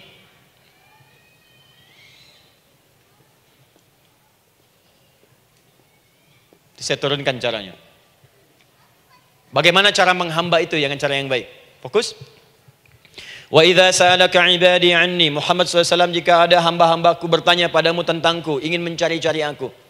Masya Allah, Ibu maaf ya, biasanya kan kalau orang mencari Allah, ingin mendekat kepada Allah, entah itu datang ke masjid, bangun malam, biasanya motifnya cuma 2. Satu, ada kebutuhan, pengen berdoa, terus dekat sama Allah. Besok mau arisan, malamnya tahajud. Anak mau ujian baru puasa, kan? Suami ada proyek, nah, baru baca Quran, kan? Terus itu biasa itu, biasa. Jadi fitrah Bu. Tumben jeng tahajud, fitrah. Itu biasa itu. Ya. Yang kedua, taubat dari maksiat. Taubat. Seorang taubat ke masjid, bangun malam, doa, itu biasa. Jadi kalau ada seperti itu tandanya kita hamba normal manusia. Fa inni qarib, kata Allah, katakan Muhammad SAW, Katakan kepadanya, janganlah mencari, aku dekat. Dekat, jangan mencari, aku dekat. Jadi Bu, ketika kita butuh Allah, langsung dijawab oleh Allah. Kamu mau apa? Aku dekat. Itu secara psikologi memberikan ketenangan yang paling dalam. Saya belum datang di sini sampai jam 8. Ibu tanya panitia, ustadznya mana sih? Ukti, ustadznya mana? Jawaban pertama misalnya, ini belum jelas nih ustadznya. Gak ada kabar. Yang kedua mengatakan, tenang saja, ustadz sudah dekat. Maka yang kedua itu lebih menenangkan kepada kita. Ketika ibu mencari, ya Allah, saya sedang ada masalah, langsung dijawab oleh Allah. Tenang, aku dekat denganmu. Mau minta apa? Itu Bu, jadi kalau ibu sedang punya persoalan, psikologi Al-Quran mengatakan, langsung merasakan Allah itu bersama kita, dekat, menunggu kita mau minta apa. Ibu punya masalah dengan suami, ingin mengadu. Lu kata Allah, saya dekat, kamu kenapa? Ada masalah apa? Ayo minta, ayo cerita. Mohon. Ibu punya masalah dengan anak. Ibu punya masalah dengan tetangga, di pekerjaan, kehidupan sosial. Kata Allah, saya dekat. Nah, perasaan itu hadirkan dalam jiwa kita. Ini sekarang jarang didapatkan. Jadi kalau ada masalah itu, hal pertama yang dilakukan itu belum ingat Allah itu masalahnya. Di kebanyakan manusia itu kalau punya masalah, selalu ingin yang pertama itu solusinya. Bukan Allahnya. Kan pemilik solusinya Allah. Jadi kalau kita ingat pada yang memiliki, maka apapun yang kita minta akan diberikan. Bahkan ada orang yang saking ingatnya dengan Allah, sebelum minta sudah dikabulkan. Itu yang dahsyat. Nah, sekarang setelah kita paham tentang kedekatan ini, kemudian kita praktekkan. Jadi Bu, ya maaf ya, ketika ibu punya masalah apapun, yang pertama diingat Allah. Allah, Engkau telah berjanji, Engkau pasti akan tepati. Ya Allah, sekarang aku ada persoalan. Nah, sekarang teruskan ayatnya. Ujibu da'watad da'i idza da'an. Ujiba.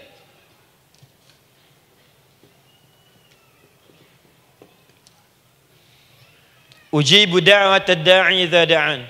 Aku pasti akan menjawab, mengabulkan setiap doa hambaku jika dia bermohon kepadaku. Saya ingin ajarkan sedikit di gramatikal bahasa Arab. Ujib itu disebut dengan fi'il mudhari namanya. Saya kasih rumus cepat Bu ya. Insya Allah kalau ibu fokus dengan rumus ini, ibu nanti bisa memahami Al-Quran dengan baik. Saya kasih satu kalimat. Hafalkan baik-baik. Ini gampang kok. Anita.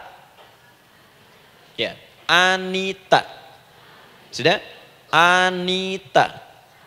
Baik. Hamzah, nun, ya, ta. Satukan Anita. Kalau di dalam kalimat ibu baca Al-Quran, di depannya ada huruf hamzah ini, atau nun, atau ya, atau ta, maka itu rumus mudhari namanya. Gak usah dihafalkan mudharinya. Ya, nggak usah dihafalkan sampai bikin misalnya satu ungkapan, Anita istrinya Pak Mudhari, nggak usah, nggak ada kerjaan. Ya, nggak usah dihafal. Saya hanya ingin tunjukkan pemahaman. Kalau ada bentuk seperti ini punya 3 makna. Kalau dalam bahasa Inggris itu disebut present, ya, continuous, dan future. Present, continuous, and future. Sekarang, terus, sampai kapanpun. Sekarang, terus berlangsung, continuous, and future, sampai kapanpun di masa depan. Ini bentuknya disingkat dengan rumus ini, Anita. Di dalam konteks pengabulan doa, kata Allah, ketika saya akan kabulkan, kalau kamu punya masalah, kamu berdoa, saya akan kabulkan. Nah, kalimat Allah saya akan kabulkan ini, bentuknya menggunakan mudhari. Ada hamzah di depannya, ujib. Artinya apa? Kalau ibu sekarang berdoa, saya akan kabulkan, kata Allah. Terus kamu berdoa, saya akan jawab. Nanti pun punya masalah di masa depan, kamu berdoa, saya jawab juga. Jadi artinya tidak ada doa yang sia-sia. Semua doa, ingat, sepanjang kita butuhkan, pasti Allah berikan. Doa itu sepanjang kita butuhkan, pasti akan dijawab.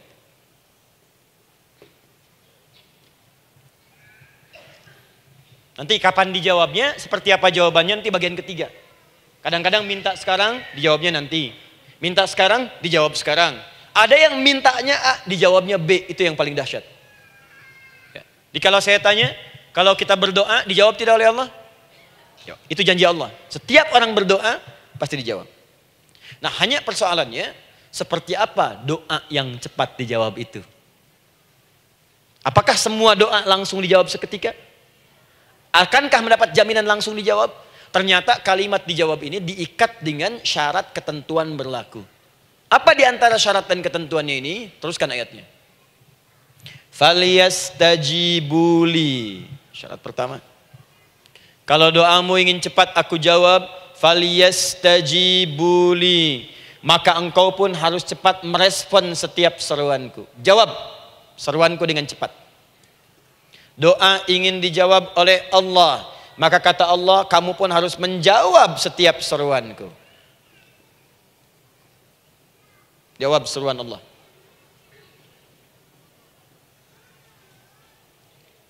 Ayo respon, adil. Maunya dapat gaji aja, kerja nggak mau. Ya? Apa ibu pikir duduk manis, santai di ruangan tengah, tiap bulan suami datang berikan uang belanja? Belum tentu. Kalau sikap tidak bagus, ya interaksi tidak mulia, maka belum tentu itu didapatkan. Maka syarat pertama kata Allah, kalau doamu ingin cepat aku jawab, maka setiap aku seru, cepatlah engkau kemudian kerjakan dan jawab itu. Jadi ternyata seruan Allah itu terkait berkelindan dengan pengabulan doa. Jadi ketika ibu diseru oleh Allah, diminta diperintahkan sesuatu oleh Allah, sebetulnya itu kunci untuk mendapatkan jawaban doa kita, Bu. Dipanggil kita, ayo cepat datang ke sini. Mau minta apa? Minta, saya kasih. Apa di antara kunci doa itu, Ustaz? Yuk kita lihat. Adalah jawaban dari seruan Allah. Apa di antara seruan Allah itu? Saya beri contoh satu misalnya. Allah perintahkan kita untuk sholat. Bahkan diseru, diingatkan 5 kali dalam sehari. Sholat. Bukankah kita diseru, Bu? Dipanggil 5 kali sehari untuk sholat? Allahu Akbar, Allahu Akbar. Ya? Diingatkan kan? Ayo ingat Allah, ingat Allah, ingat Allah, ingat Allah. Allah Maha Agung, Maha Besar semuanya. Dan seterusnya. Perhatikan baik-baik. Apa tujuan Allah menyuruh kita dalam sholat? Ternyata bukan ingin memberikan beban ruku dan sujud. Bukan sujudnya yang penting. Karena semua makhluk tidak sujud pun tidak akan menurunkan status Allah sebagai Tuhan. Allah tetap Allah, gak ada ruginya. Yang rugi kita. Ternyata ketika disuruh sujud, disuruh ruku itu, ternyata yang ditunggu itu bukan ruku sujudnya. Allah nunggu, punya masalah apa? Mau minta apa? Karena itu dalam ilmu fikih, ibu buka semua kitab fikih. Salat itu secara bahasa disebut dengan doa. Nama lain dari doa adalah salat. As-salatu hiya doa. Salat adalah doa. Karena itu semua bacaan dalam salat doa semua. Coba lihat. Baru takbir Allahu Akbar, doa iftitah. Al-Fatihah doa, Bu. Jangan dikira Al-Fatihah nggak ada doanya. Nih, nanti saya berikan cepat ya. Ini highlight dulu. Highlight dulu. Dalam sholat itu ada 4 keadaan. Ingat ini baik-baik. Nanti ibu manfaatkan minimal zuhur lakukan. Ada berapa keadaan? 4. Ada 4 posisi, 4 keadaan dalam sholat. Yang kalau ibu berdoa benar, meminta di situ dengan benar, itu seketika akan dikabulkan. Seketika. 1 saat berdiri. Berdiri. 2 saat ruku'. Ruku'. 3 saat sujud. 3 saat sujud. 4 sesaat sebelum salam. Berdiri, ruku', sujud, sesaat sebelum salam. Baik, sebelum saya bahas lebih jauh, saya ingin sampaikan dulu. Jadi ternyata ketika kita diminta oleh Allah menunaikan sholat, itulah cara kita memohon, Bu. Itulah waktu kita meminta. Dan dahsyatnya dalam sehari itu 5 kali ditungguin, Bu. Mana ada manusia di muka bumi ini buka pintu rumahnya 5 kali sehari cuma untuk memberikan apa yang dibutuhkan. Sesoleh-solehnya Ustadz, gak ada yang mengatakan, ayo 5 kali sehari datang aja ke rumah saya. Kalau butuh apa-apa ambil. Butuh kulkas, ambil kulkasnya. Butuh TV, ambil. Gak ada begitu. Allah itu maha baiknya, 5 kali sehari dipanggil. Dari subuh sampai zuhur. Kita bangun tidur aja, punya masalah nggak? Ayo minta, disuruh sholat 2 rakaat. Dan sholatnya nggak usah banyak-banyak, 2 rakaat aja dulu supaya nggak ada beban.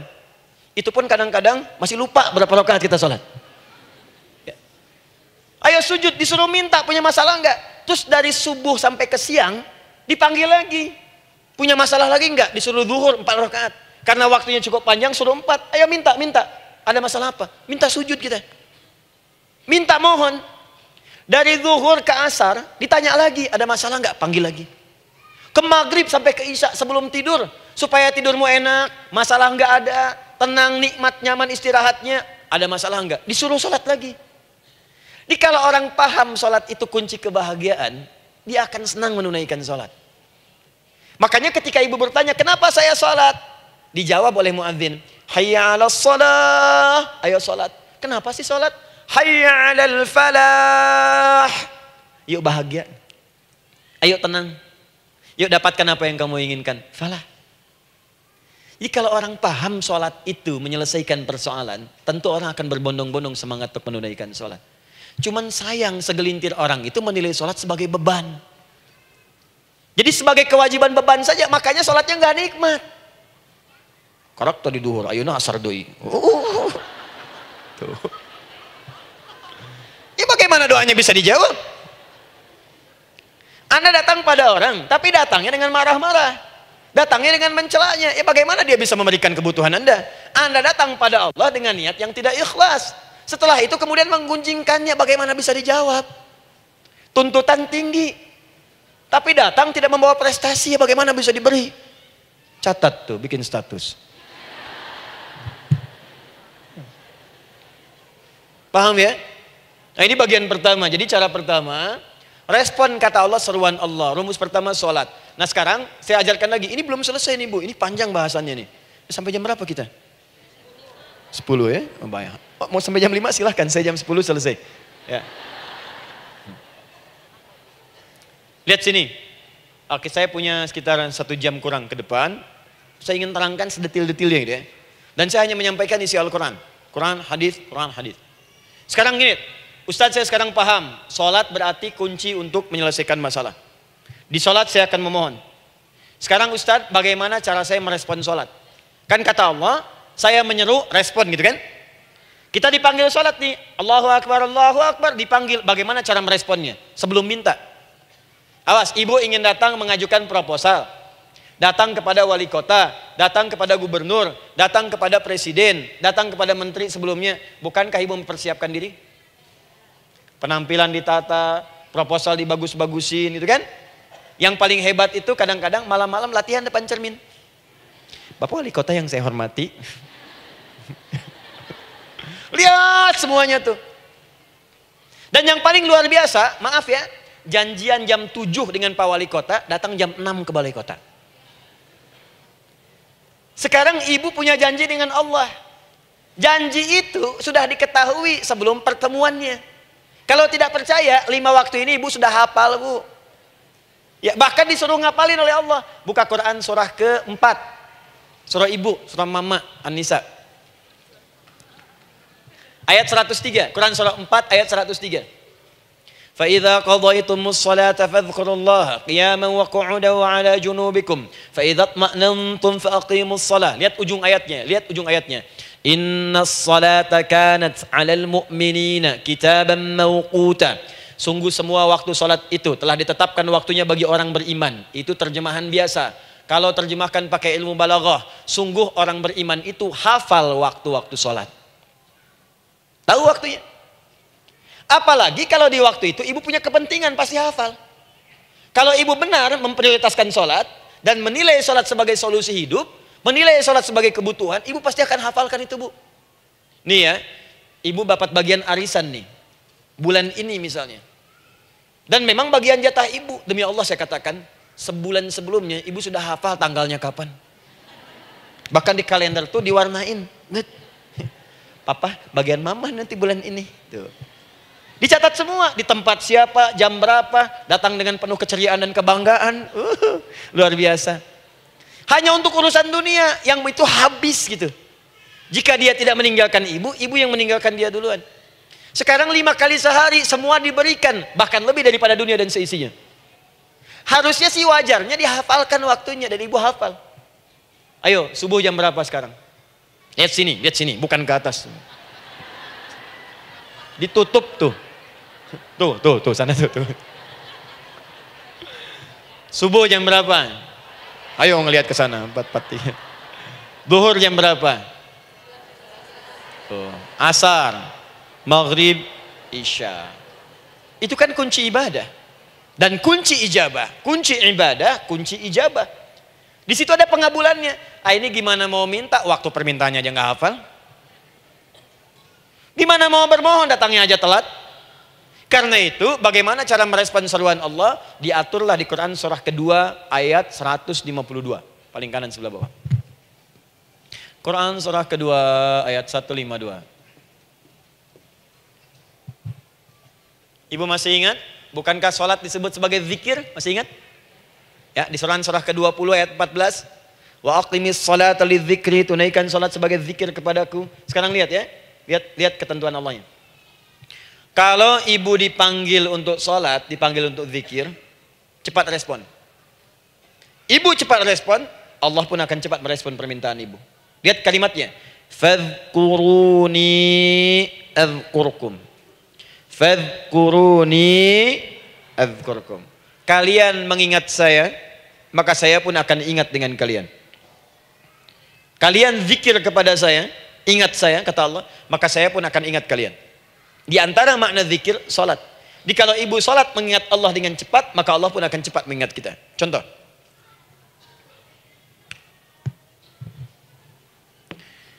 Saya ambil waktu subuh misalnya. Di Bandung 4:33.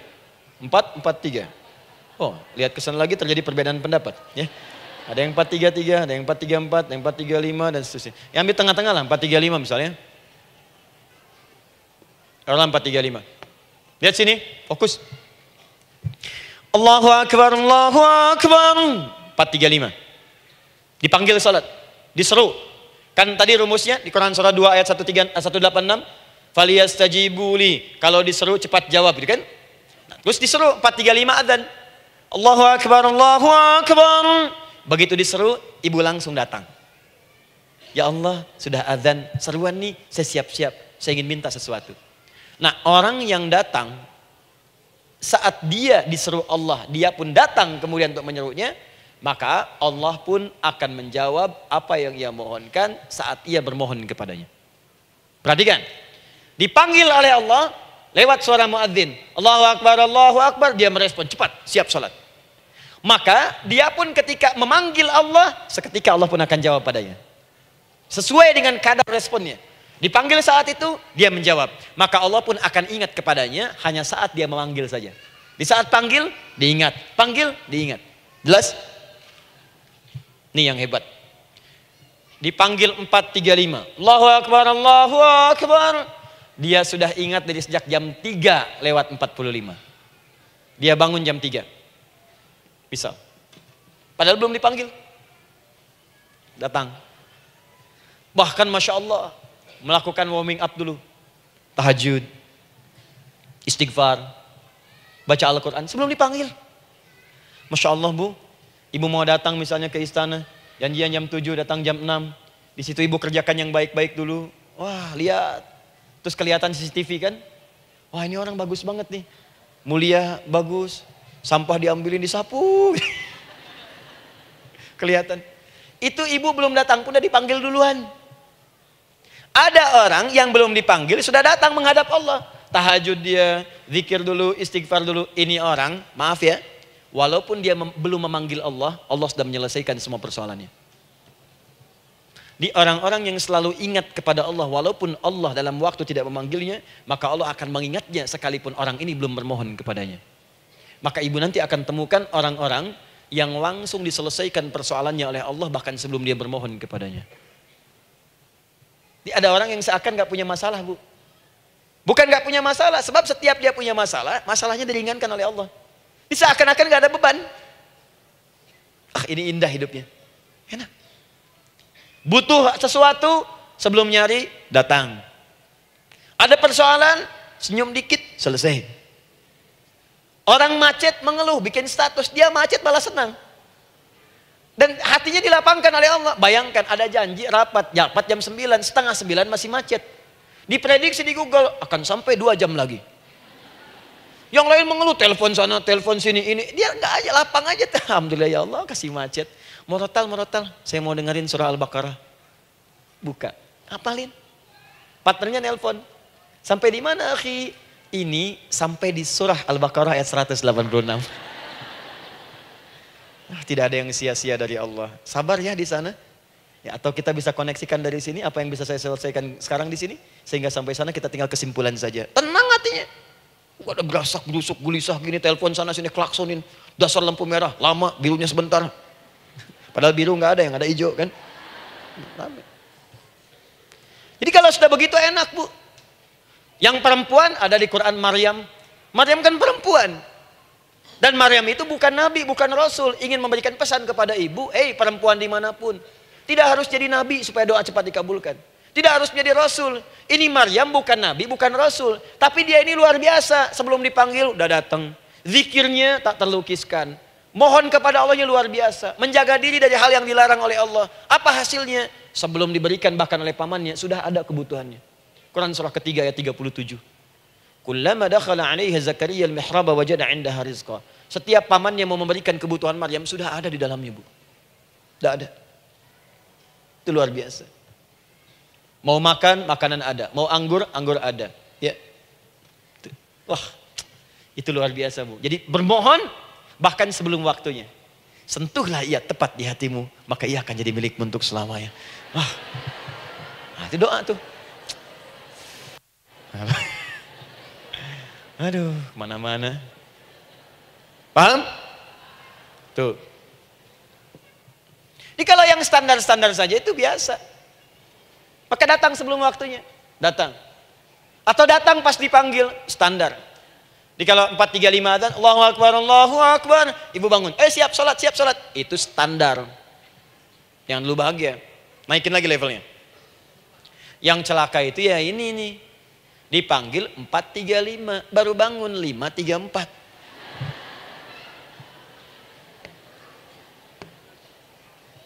Sholat subuh belum, nuntutnya udah banyak. Ya Allah, kurang apa lagi aku bermohon kepadamu. Sudah aku meminta sekarang, sholat subuh aja belum. Jadi mana keadilannya? Jadi yang pertama, respon seruan Allah. Disitulah Allah pun akan cepat merespon apa yang kita kemudian butuhkan. Jadi yang pertama lewat sholat ya Bu ya. Ingat sholat. Dan sholat itu tadi dari 4 posisi saya ajarkan yang pertama saja satu. Supaya nggak terlampau panjang ya. Berdiri Bu. Saya ajarkan satu. Setiap ibu dalam keadaan berdiri dan membaca Al-Fatihah. Pada kalimat iyyaka na'budu wa iyyaka nasta'in.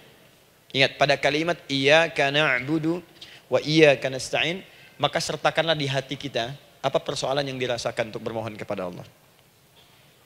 Saya ajarkan cepat. Kalau ibu mau belajar lebih detail, ikuti kajian kami di fikih sholat. Sifat sholat Nabi SAW. Nanti saya terangkan semua dalilnya. Insya Allah sepanjang yang saya ketahui. Baik. Dasarnya ini. Dasarnya. Quran surah ketiga ayat 38 sampai 39. Dan dikuatkan nanti di hadis qudsi. Ibu kenal Nabi Zakaria? Ya kenal ya. Ya selamat lah Bu. Alhamdulillah. Episode ke-15 kenal Nabi Zakaria. Luar biasa. Alhamdulillah. Nabi Zakaria punya persoalan, sudah berumah tangga, belum ada keturunan, fisiknya sudah letih, rambutnya sudah memutih, dan mohon maaf istrinya divonis menopause dan mandul. Secara medis klinis. Apa yang beliau kerjakan? Sholat. Dalam sholatnya bermohon kepada Allah. Perhatikan permohonannya. Qala rabbi habli min ladunka dzurriyyatan thayyibah. Ya hunalika da'a Zakaria rabbah. Qala rabbi habli min ladunka dzurriyyatan thayyibah. Innaka sami'ud du'a. Ya Allah, aku bermohon kepadamu, anugerahkan aku keturunan. Semua mengatakan aku gak mungkin punya keturunan.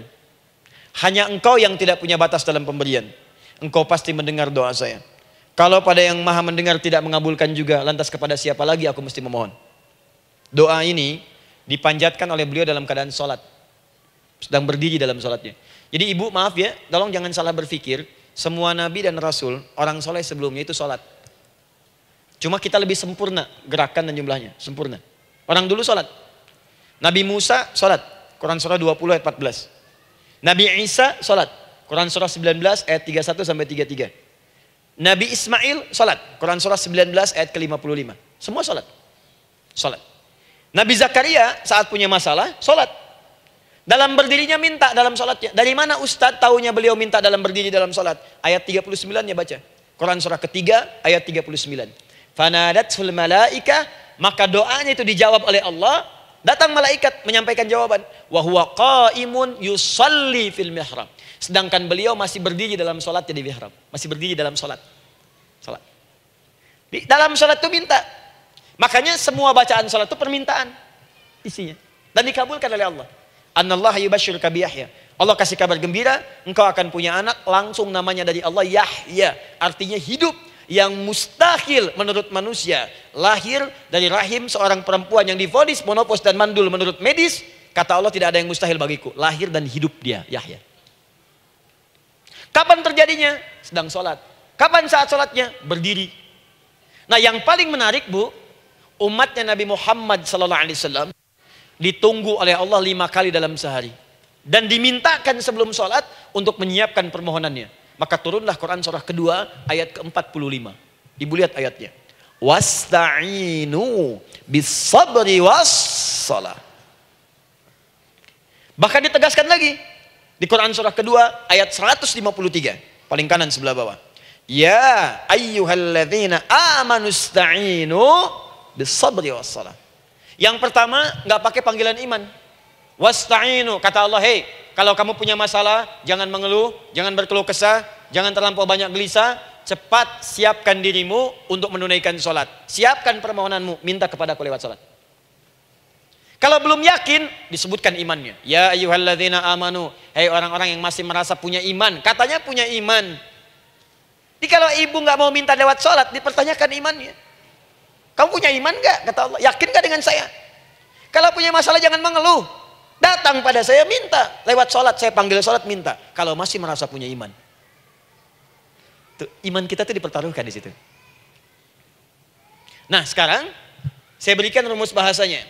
Allah memanggil kita dengan bentuk jama, perintah jama. Wasta'inu, wasta'inu. Itu bentuk perintah. Wasta'inu, bentuk perintah.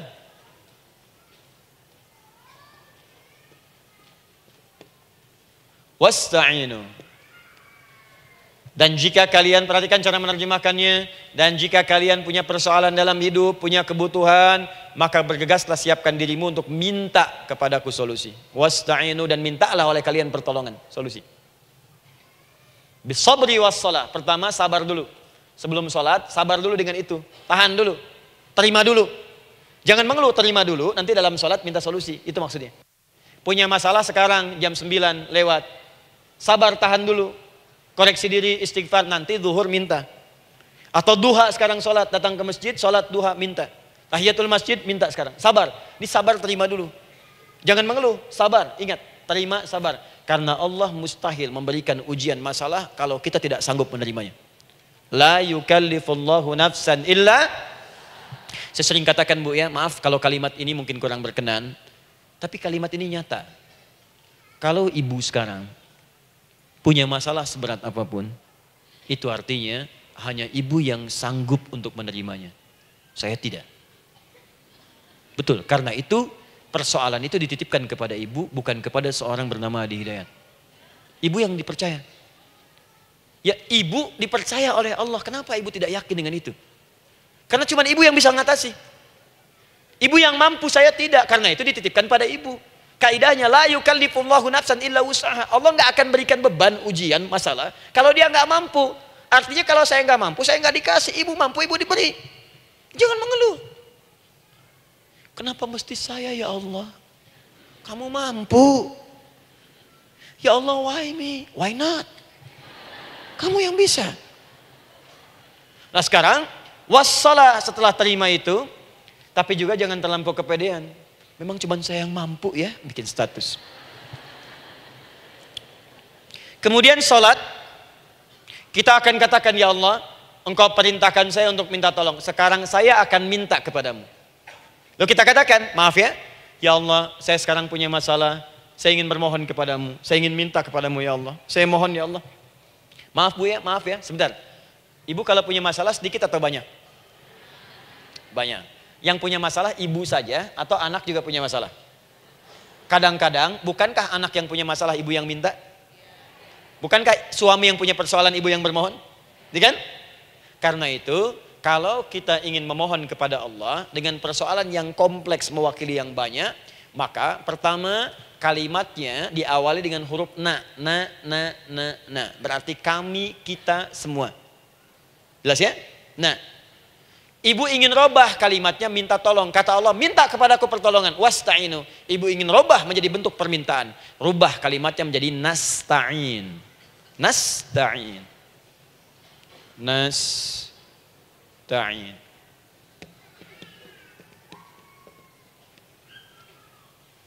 Wasta'inu nasta'in. Minta kepada siapa tadi? Allah. Boleh minta kepada selain Allah? Tidak. Hanya kepada Allah saja? Hanya kepada Allah saja. Hanya kepadamu ya Allah. Tidak kepada yang lain. Maka kalimatnya menjadi iyyaka. Iyyaka. Hanya kepadamu saja ya Allah. Engkau berjanji, kalau ada masalah minta aku berikan. Sekarang hanya kepadamu saja ya Allah, aku bermohon. Maka kalimatnya namanya iyyaka nasta'in. Sekarang saya tanya kepada ibu, apakah dalam sholat ibu membaca kalimat iyyaka nasta'in? Tuh. Saya mau tanya, ibu bacanya saat ruku atau saat sujud? Berdiri. Gak ada orang ruku baca kalimat ini. Allahu Akbar, iyyaka na'budu wa iyyaka nasta'in. Berdiri. Iyyaka na'budu wa sekarang saya bacakan hadis qudsinya. Tersambung dari Nabi sallallahu alaihi wasallam. Qala Rasulullah sallallahu alaihi wasallam, qala Allah azza wa jalla. Allah langsung yang berfirman lewat hadis qudsi. Perhatikan bahasanya. Qasamtu shalah baini wa baina 'abdi. Saya bagi dalam salat itu dua bagian, antara hak aku dan hak hambaku. Wali 'abdi ma sa'ala.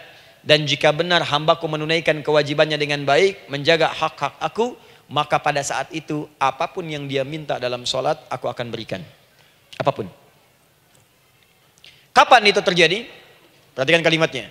Idza qala al-'abdu, kalau hamba mulai membaca dalam salatnya, alhamdulillahi rabbil alamin. Alhamdulillahi rabbil alamin. Qala Allah azza wa jalla, seketika Allah menjawab, hamadani 'abdi, hambaku sedang memujiku. Ibu ingat baik-baik Bu ya. Ingat baik-baik. Setiap ibu baca Al-Fatihah dalam salat itu Allah memperhatikan dan menjawab bacaan ibu. Tadi masih ingat ketika saya katakan wa idza sa'alaka 'ibadi anni fa inni qarib, Allah itu dekat. Ya. Wa idza qala al-'abdu ar-rahmanir rahim, kalau hamba melanjutkan ar-rahmanir rahim, qala Allah azza wa jalla, Allah langsung menjawab athna 'alayya 'abdi, hambaku sedang menyanjungku. Wa idza qala al-'abdu maliki yaumiddin, ketika hamba berkata maliki yaumiddin, qala Allah azza wa jalla, Allah menjawab majjadani 'abdi, hambaku sedang mengagungkanku. Sekarang perhatikan kalimat ini.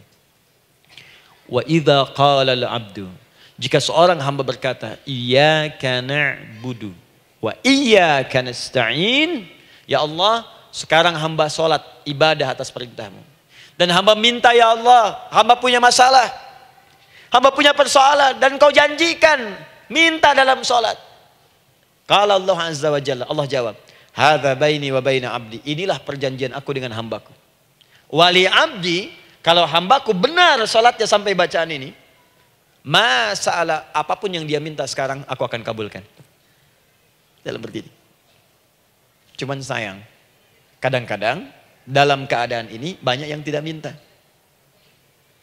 Maka caranya saya sampaikan yang pertama, kalau ibu sudah sampai ke bacaan ini, iyyaka na'budu wa iyyaka nasta'in, sertakanlah dalam hati ibu.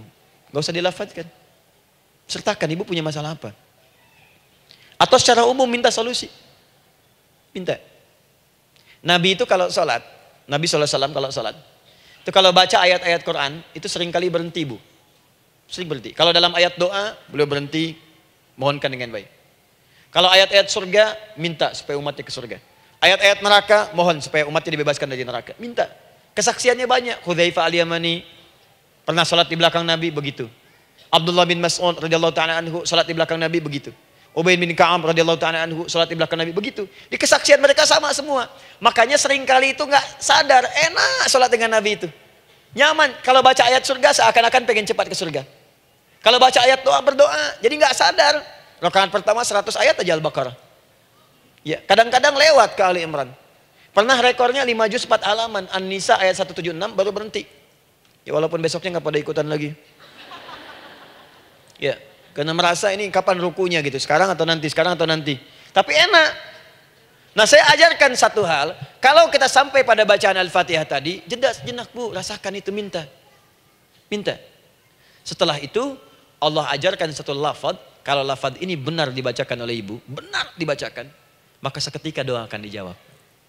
Langsung dikabulkan. Apa bacaan itu? Nanti dalam pelajaran selanjutnya kita akan bahas ya, insya Allah. Masih ada waktu?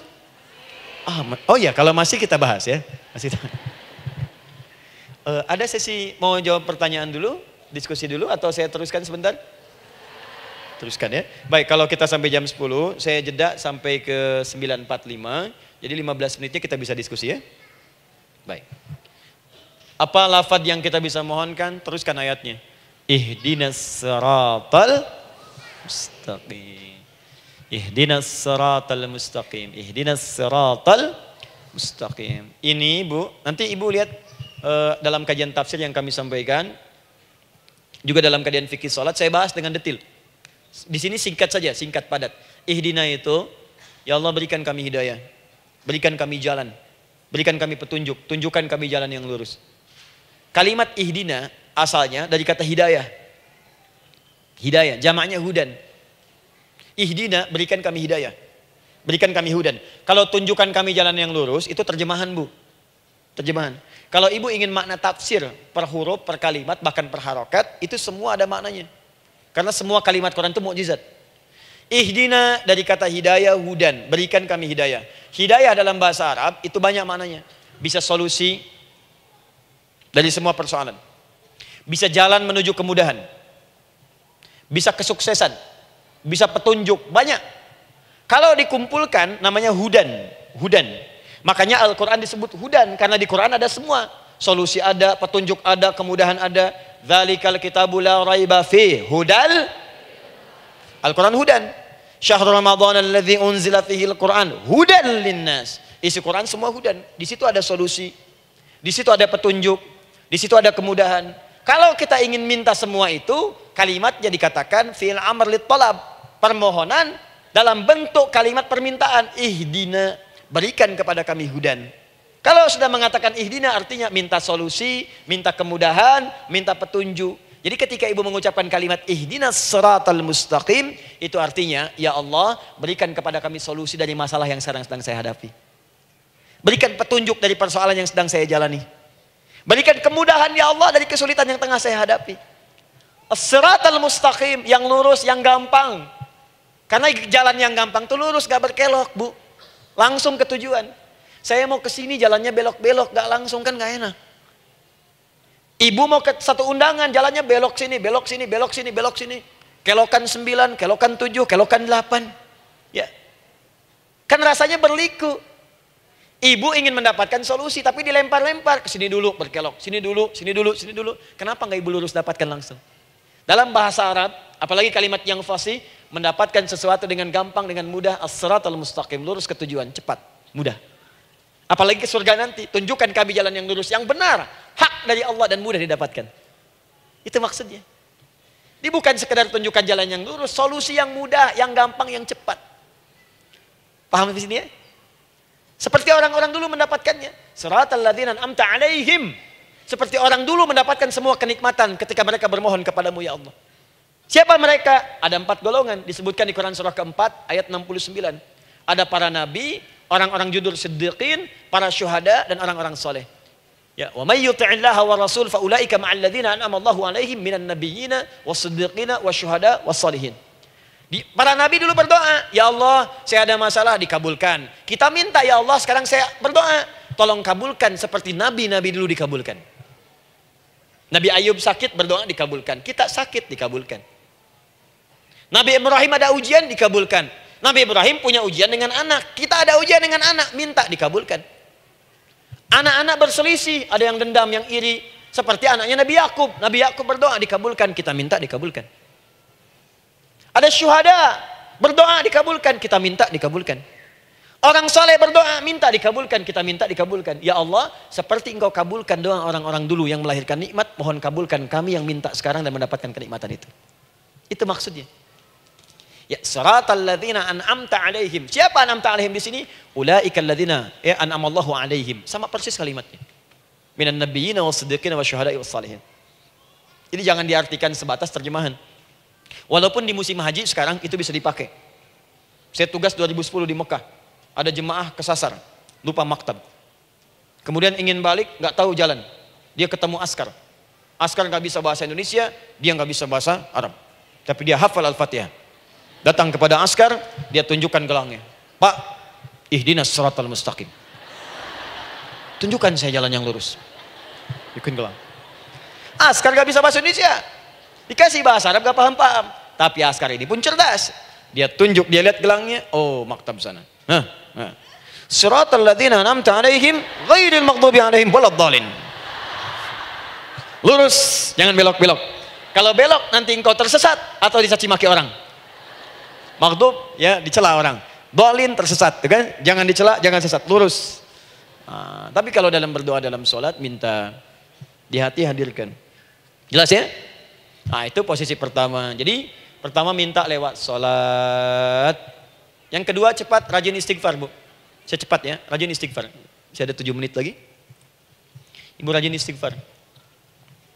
Astaghfirullah, astaghfirullah, astaghfirullah, astaghfirullah. Itu yang paling singkat. Astaghfirullahaladzim, astaghfirullahaladzim, astaghfirullahaladzim. Itu yang menengah. Astaghfirullahaladzim, alladzi la ilaha illa huwal hayyul qayyum wa natubu ilaihi. Astaghfirullahaladzim, alladzi la ilaha illa huwal hayyul qayyum wa natubu ilaihi. Astaghfirullahaladzim, alladzi la ilaha illa huwal hayyul qayyum wa natubu ilaihi. Itu yang cukup panjang. Ibu rajin istighfar. Orang yang rajin istighfar itu diantara yang disebutkan dalam riwayat-riwayat adalah orang-orang yang cepat dijawab doanya. Hanya dengan istighfarnya. Jadi dia tuh punya keinginan, dia nggak katakan. Jadi keinginan di benaknya dia, terus dia istighfar. Astagfirullah, astagfirullah, astagfirullah. Itu kalau benar rajin istighfar, seketika dikabulkan. Cepat. Ada seorang yang hidup, ini tukang roti. Di zaman Imam Ahmad bin Hanbal. Saya pernah kisahkan ini di beberapa keadaan. Orang ini, itu ahli istighfar. Jadi maaf ya Bu ya, bukan istighfarnya pas ada keperluan aja, bukan. Ada ta'lim Ustaz Adi, sab pertama, astagfirullah, astagfirullah, astagfirullah, bukan. Besok ada arisan, astagfirullah, astagfirullah, bukan. Jadi bukan ada keperluan, istighfar bukan. Orang ini membiasa istighfar. Jadi setiap mengerjakan apapun dia istighfar. Mau minum, bismillah, astagfirullah, astagfirullah. Dia setiap buka adonan, astagfirullah, astagfirullah. Nah satu ketika, Imam Ahmad itu nggak tahu kenapa, pengen datang ke daerah itu. Ya kalau misalnya ibu tinggal di Cicahem, misalnya kan Imam Ahmad tiba-tiba pengen ke Cicahem aja. Terus karena lelah, mampir ke masjid. Istirahat di dalam masjid. Tiba-tiba kata penjaga masjidnya, DKM-nya, marbotnya, ya Syekh, idhab, pergi, nggak boleh tiduran di sini. Kata Imam Ahmad, saya kan cuma numpang istirahat, nggak boleh keluar. Dan dia nggak tahu kalau itu imam besar. Dan Imam Ahmad itu sudah populer Bu, sangat famous, familiar. Cuman orang kan nggak pernah lihat wajahnya. Dulu kan nggak ada Facebook, nggak ada Instagram, nggak ada handphone, nggak ada apa-apa. Jadi kalau orang terima Ahmad, ya Ahmad aja kemana-mana. Oh, no, Imam Ahmad, dia Imam Ahmad, Imam besar, Imam Syafi'i, Imam besar. Tapi nggak pernah lihat. Sekarang kan udah kelihatan. Ya, udah kelihatan. Sekarang banyak. Makanya orang dulu tuh senang begitu tahu, dikasih tahu Nabi aja ke Madinah Bu, nggak ada yang tahu kalau itu Nabi Muhammad kalau belum pernah lihat. Karena beliau di bawah, Abu Bakar di atas. Abu Bakar kan naik kan, untanya Nabi. Nabi Muhammad pas di bawah gantian tuh di jalan. Orang mengira yang di atas unta Nabi Muhammad. Padahal Nabi Muhammad yang jalan kaki, nggak kelihatan. Makanya responnya bola ketika tahu Nabi, senang luar biasa. Minta doa, minta ini, minta itu. Orang sekarang tidak, karena sering banyak lihat di TV media sosial, begitu ketemu minta foto. Ini lain kisahnya, nggak tahu dia, pergi keluar. Kata Imam Ahmad, ya sudah, keluar beliau, nggak mau ribut. Istirahat di luar, di pelataran. Di sini juga nggak boleh. Lihat kalimatnya, barwah, keluar, pergi.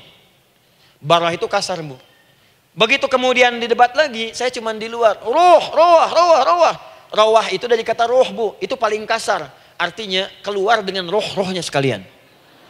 Rohnya pun jangan di sini. Ya. Jadi kalau ibu nanti di Masjidil Haram misalnya kan, ada kalimat itu artinya kesel, Bu, askarnya. Ya. Keluar. Misalnya idzabi anti. Enggak mau, saya mau di sini. Ya. Barwa, pergi. Sampai ke roh dengan roh-rohnya. Itu artinya ibu disuruh pergi.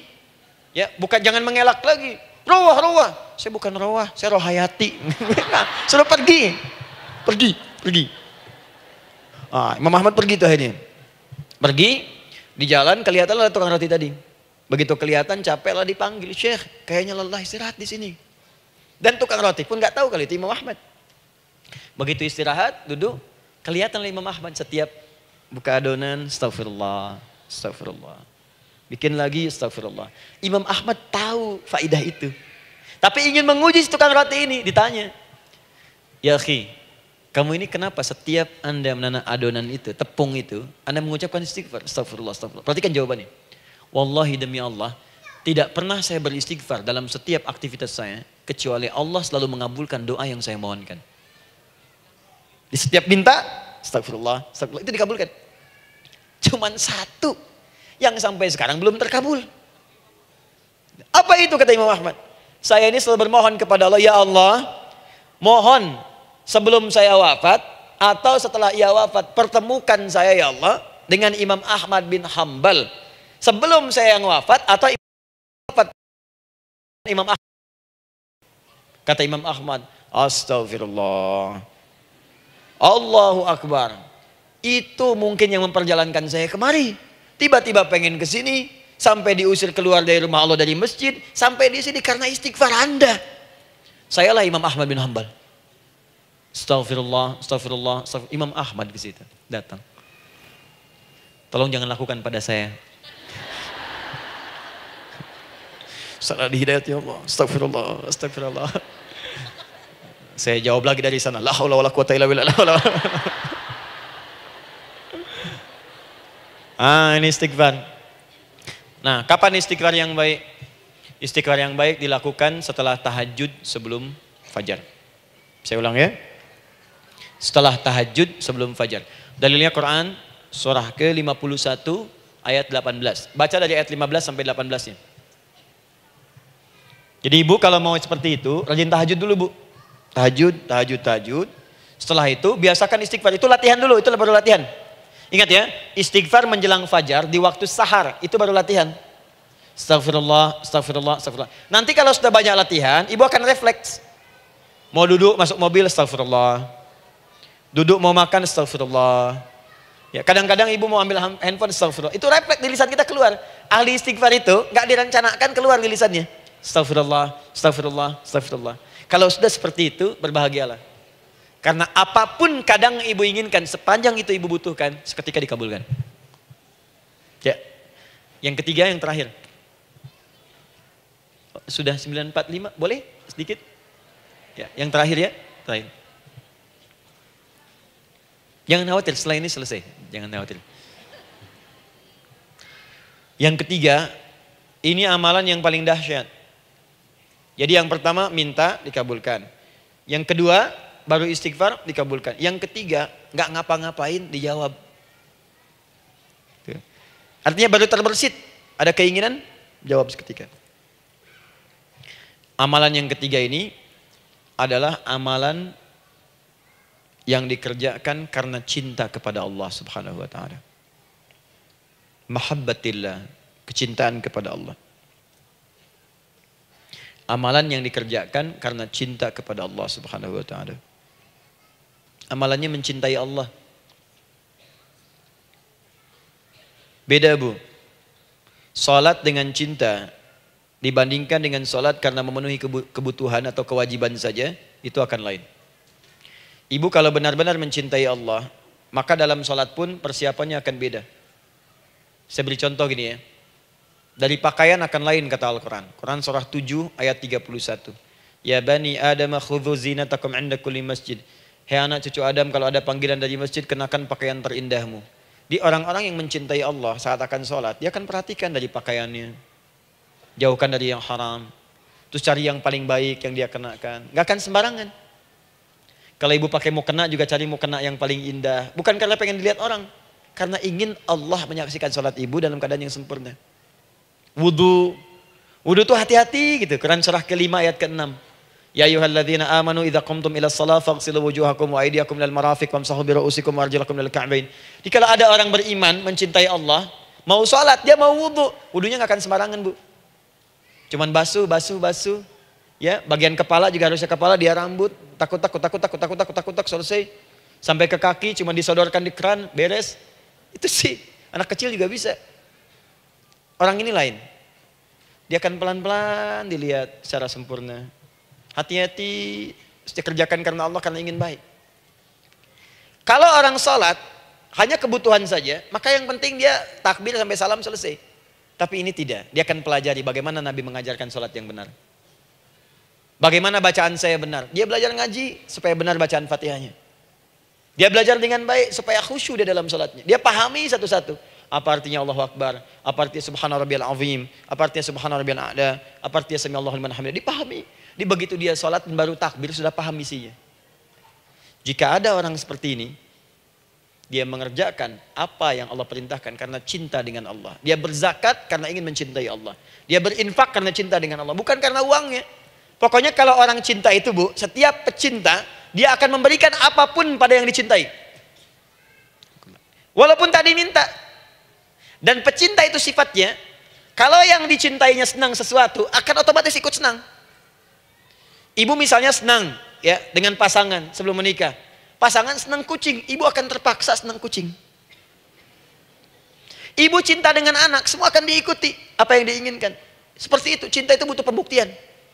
Karena itu sering saya katakan pada akhwat ya yang belum menikah, yang masih muda-muda belum menikah, cinta itu butuh pembuktian. Jadi jangan percaya kalau ada orang yang bicara di lisannya nggak ada buktinya. Aku akan seperti Dilan membawamu dalam motorku. Katakan padanya, aku tak butuh dengan rayuan kata-katamu. Itu hanya angin surga. Yang kubutuhkan, tuliskan namaku di buku nikah kita. Wah, catat. Itu caranya. Main ke Taman Dilan, cuman boncengan. Seakan dunia milik berdua, yang lain gak ada. Gombal. Udah ya? Jelas? Jadi amalan yang ketiga ini kerjakan karena Allah. Saya mau contohkan satu.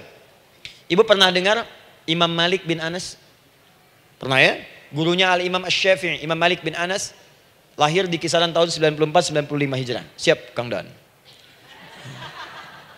Wah, ini terakhir nih, saya tutup nih. Benar-benar terakhir, betul-betul. 10 menit lagi kalau ada nanti tanya jawab, sedikit. Imam Malik ini, Bu, itu Masya Allah. Saking cinta pada Allah dan Rasul, itu tidak pernah, jangankan sholat. Dalam beliau memberikan fatwa pun akan mencari pakaian yang paling bagus, paling indah. Dan beliau menjaga adab dalam menyampaikan kalimat Nabi pun itu luar biasa. Sampai satu kali pernah pakai jubah bagus, indah, ada lebah menyengat di kepalanya, sedang menyampaikan hadis, saking hormatnya terhadap hadis Nabi, lebah itu dibiarkan menyengatnya. Nggak mau memutus kalimat Nabi, hadis Nabi hanya untuk mengusir lebah, dibiarkan sampai tersengat. Apa yang Allah berikan kepada beliau? Allahu Akbar. Satu kali singkat berdiskusi dengan muridnya Al-Imam Asy-Syafi'i. Kata Al-Imam Asy-Syafi'i, ya guru, setahu saya rizki itu dicari dulu baru dikasih. Imam Malik lebih tinggi ilmunya pada saat itu. Beliau tahu ada 8 jenis rizki. Ya Syafi'i, ada rizki yang tidak perlu dicari, Allah berikan. Wah, berdebat tuh sampai berpisah. Setelah itu secara singkat Imam Asy-Syafi'i lewat di kebun anggur sedang panen anggur besar. Tiba-tiba tergerak untuk membantu, datang ke situ bantu. Begitu selesai dikasih hadiah anggur banyak, besar-besar, indah, enak, gitu kan? Ketika diberi itu langsung senang beliau. Bukan karena anggurnya, karena merasa pendapatnya benar. Jadi begitu bekerja baru dapat. Dibawalah anggur ini diberikan pada gurunya. Perhatikan adabnya terhadap guru. Jadi kalau ibu adabnya bagus pada guru, keberkahan dapat, ilmunya pun menghunjam di jiwa. Imam Syafi'i nggak merasa benar, tapi memberikan sebuah jawaban dengan adab. Guru, tadi itu ada panen anggur, saya mencoba membantu. Begitu saya bantu dikasih anggur, dikencangkan kalimatnya. Begitu saya bantu dikasih. Dibantu dulu baru dikasih. Kalau saya nggak bantu, saya nggak dikasih. Apa jawab Imam Malik? Imam Malik tersenyum, tertawa. Tabassama dhahika. Masya Allah, Syafi'i bahasa kita. Tadi itu saya keluar mau ngajar, siang-siang terik begini saya kepikiran, ya Allah, kalau makan anggur yang enak-enak, enak banget sekarang ini. Ada anggur sekarang. Tuh. Murid berikhtiar, guru mendapatkan hasil. Setelah itu Asy-Syafi'i naik dan jadi bintang di zamannya, sampai kekinian pun luar biasa, dan mendapatkan barakah gurunya seperti gurunya dapatkan, muridnya pun meraihnya. Itulah 3 cara bagi kita untuk bermohon kepada Allah. Jika ingin dipercepat oleh Allah, bisa lewat salat, bisa lewat istighfar, bisa juga dengan menciptakan amalan-amalan, atau mengikuti amalan-amalan yang dicintakan atau ditujukan untuk mencintai Allah Subhanahu wa taala. Ibu bisa paham ini? Baik. Kemudian berdoa. Tapi yang jadi masalah, Ustadz, ketika berdoa kok belum dikabulkan juga? Apa ciri doa dikabulkan? Seperti apa kita tahu doa kita dikabulkan? Itu mungkin kita bahas di episode yang berbeda insyaallah. Alhamdulillahi rabbil alamin. Ar-Rahmanir Rahim. Maliki yaumiddin. Iyyaka na'budu wa iyyaka nasta'in. Ihdinas siratal mustaqim. Siratal ladzina an'amta 'alaihim ghairil maghdubi 'alaihim waladdallin. Allahumma nahmaduka hamdan syakirin, hamdan na'imin, hamdan yuwafi ni'amahu wa yukafi'u mazidah. Ya Rabbana lakal hamdu wa lakal syukru kama yanbaghi li jalali wajhikal karim wa li 'azimi sultanik. Allahumma salli wa sallim barik ala rasulikal karim nabiyyikal amin sayyidina Muhammadin wa ala alihi wa sahbihi wa ummatihi ila yaumiddin. Allahumma rabbana yal ghafur rahim la tada' lana fi maqamina hadha fi kulli maqamin dhanban illa ghafartah. Duhai Allah, kami bermohon kepadamu, Engkau yang Maha Pengampun, Engkau yang Maha Penghapus segala dosa. Kami mengakui kami berbuat salah, kami mengakui banyak dosa kami kumpulkan. Maka kami mohon kepadamu ya Allah, jangan biarkan ada satu orang pun berada di sekitaran majlis ta'lim ini kecuali sebelum ia pulang Engkau telah ampuni segala dosa-dosanya. Engkau telah gugurkan dan hapuskan segala dosa-dosanya. Wala hamman illa farajtah. Ya Allah, jika ada satu orang pun di antara jamaah saat ini yang merasakan kegelisahan dalam hatinya, jangan biarkan dia meninggalkan area majlis ta'lim ini kecuali Engkau telah tenangkan keadaan hatinya. Allahumma wala maridan illa syafaitah. Jika ada di antara kami yang tengah Engkau uji dengan penyakit seberat apapun, maka mohon angkat dan sembuhkan segala penyakitnya. Allahumma wala dainan illa qadaitah. Ya Allah, jika ada di antara kami yang berat hidupnya karena lilitan utang piutang, terjebak riba dan sejenisnya, maka mohon ya Allah dengan keikhlasan amalannya, mohon angkat dan berikan rizki limpah terlimpah kepada yang untuk melunasi utang-utang dan terbebas dari lilitan riba dan semacamnya. Allahumma ya arhamar rahimin. Allahumma tubna ilaika min kullil ma'asi. Ya Allah, kami ingin memperbaiki diri kami. Kami bertobat dari segala maksiat yang pernah kami kerjakan. Allahumma asli ahwalana ma yuqarribuna ila ridhak. Ya Allah, kami bermohon kepadamu, mulai hari ini mohon bimbing kami untuk memperbaiki diri supaya kami bisa lebih dekat denganmu ya Allah. Allahumma asli azwajana. Ya Allah, kami mohon sayangi dan perbaiki ya Allah akhlak suami-suami kami. Ya Allah, mohon bimbing suami-suami kami jadi suami yang baik, membimbing keluarga menjadi keluarga yang saleh. Allahumma ya Allah, Allahumma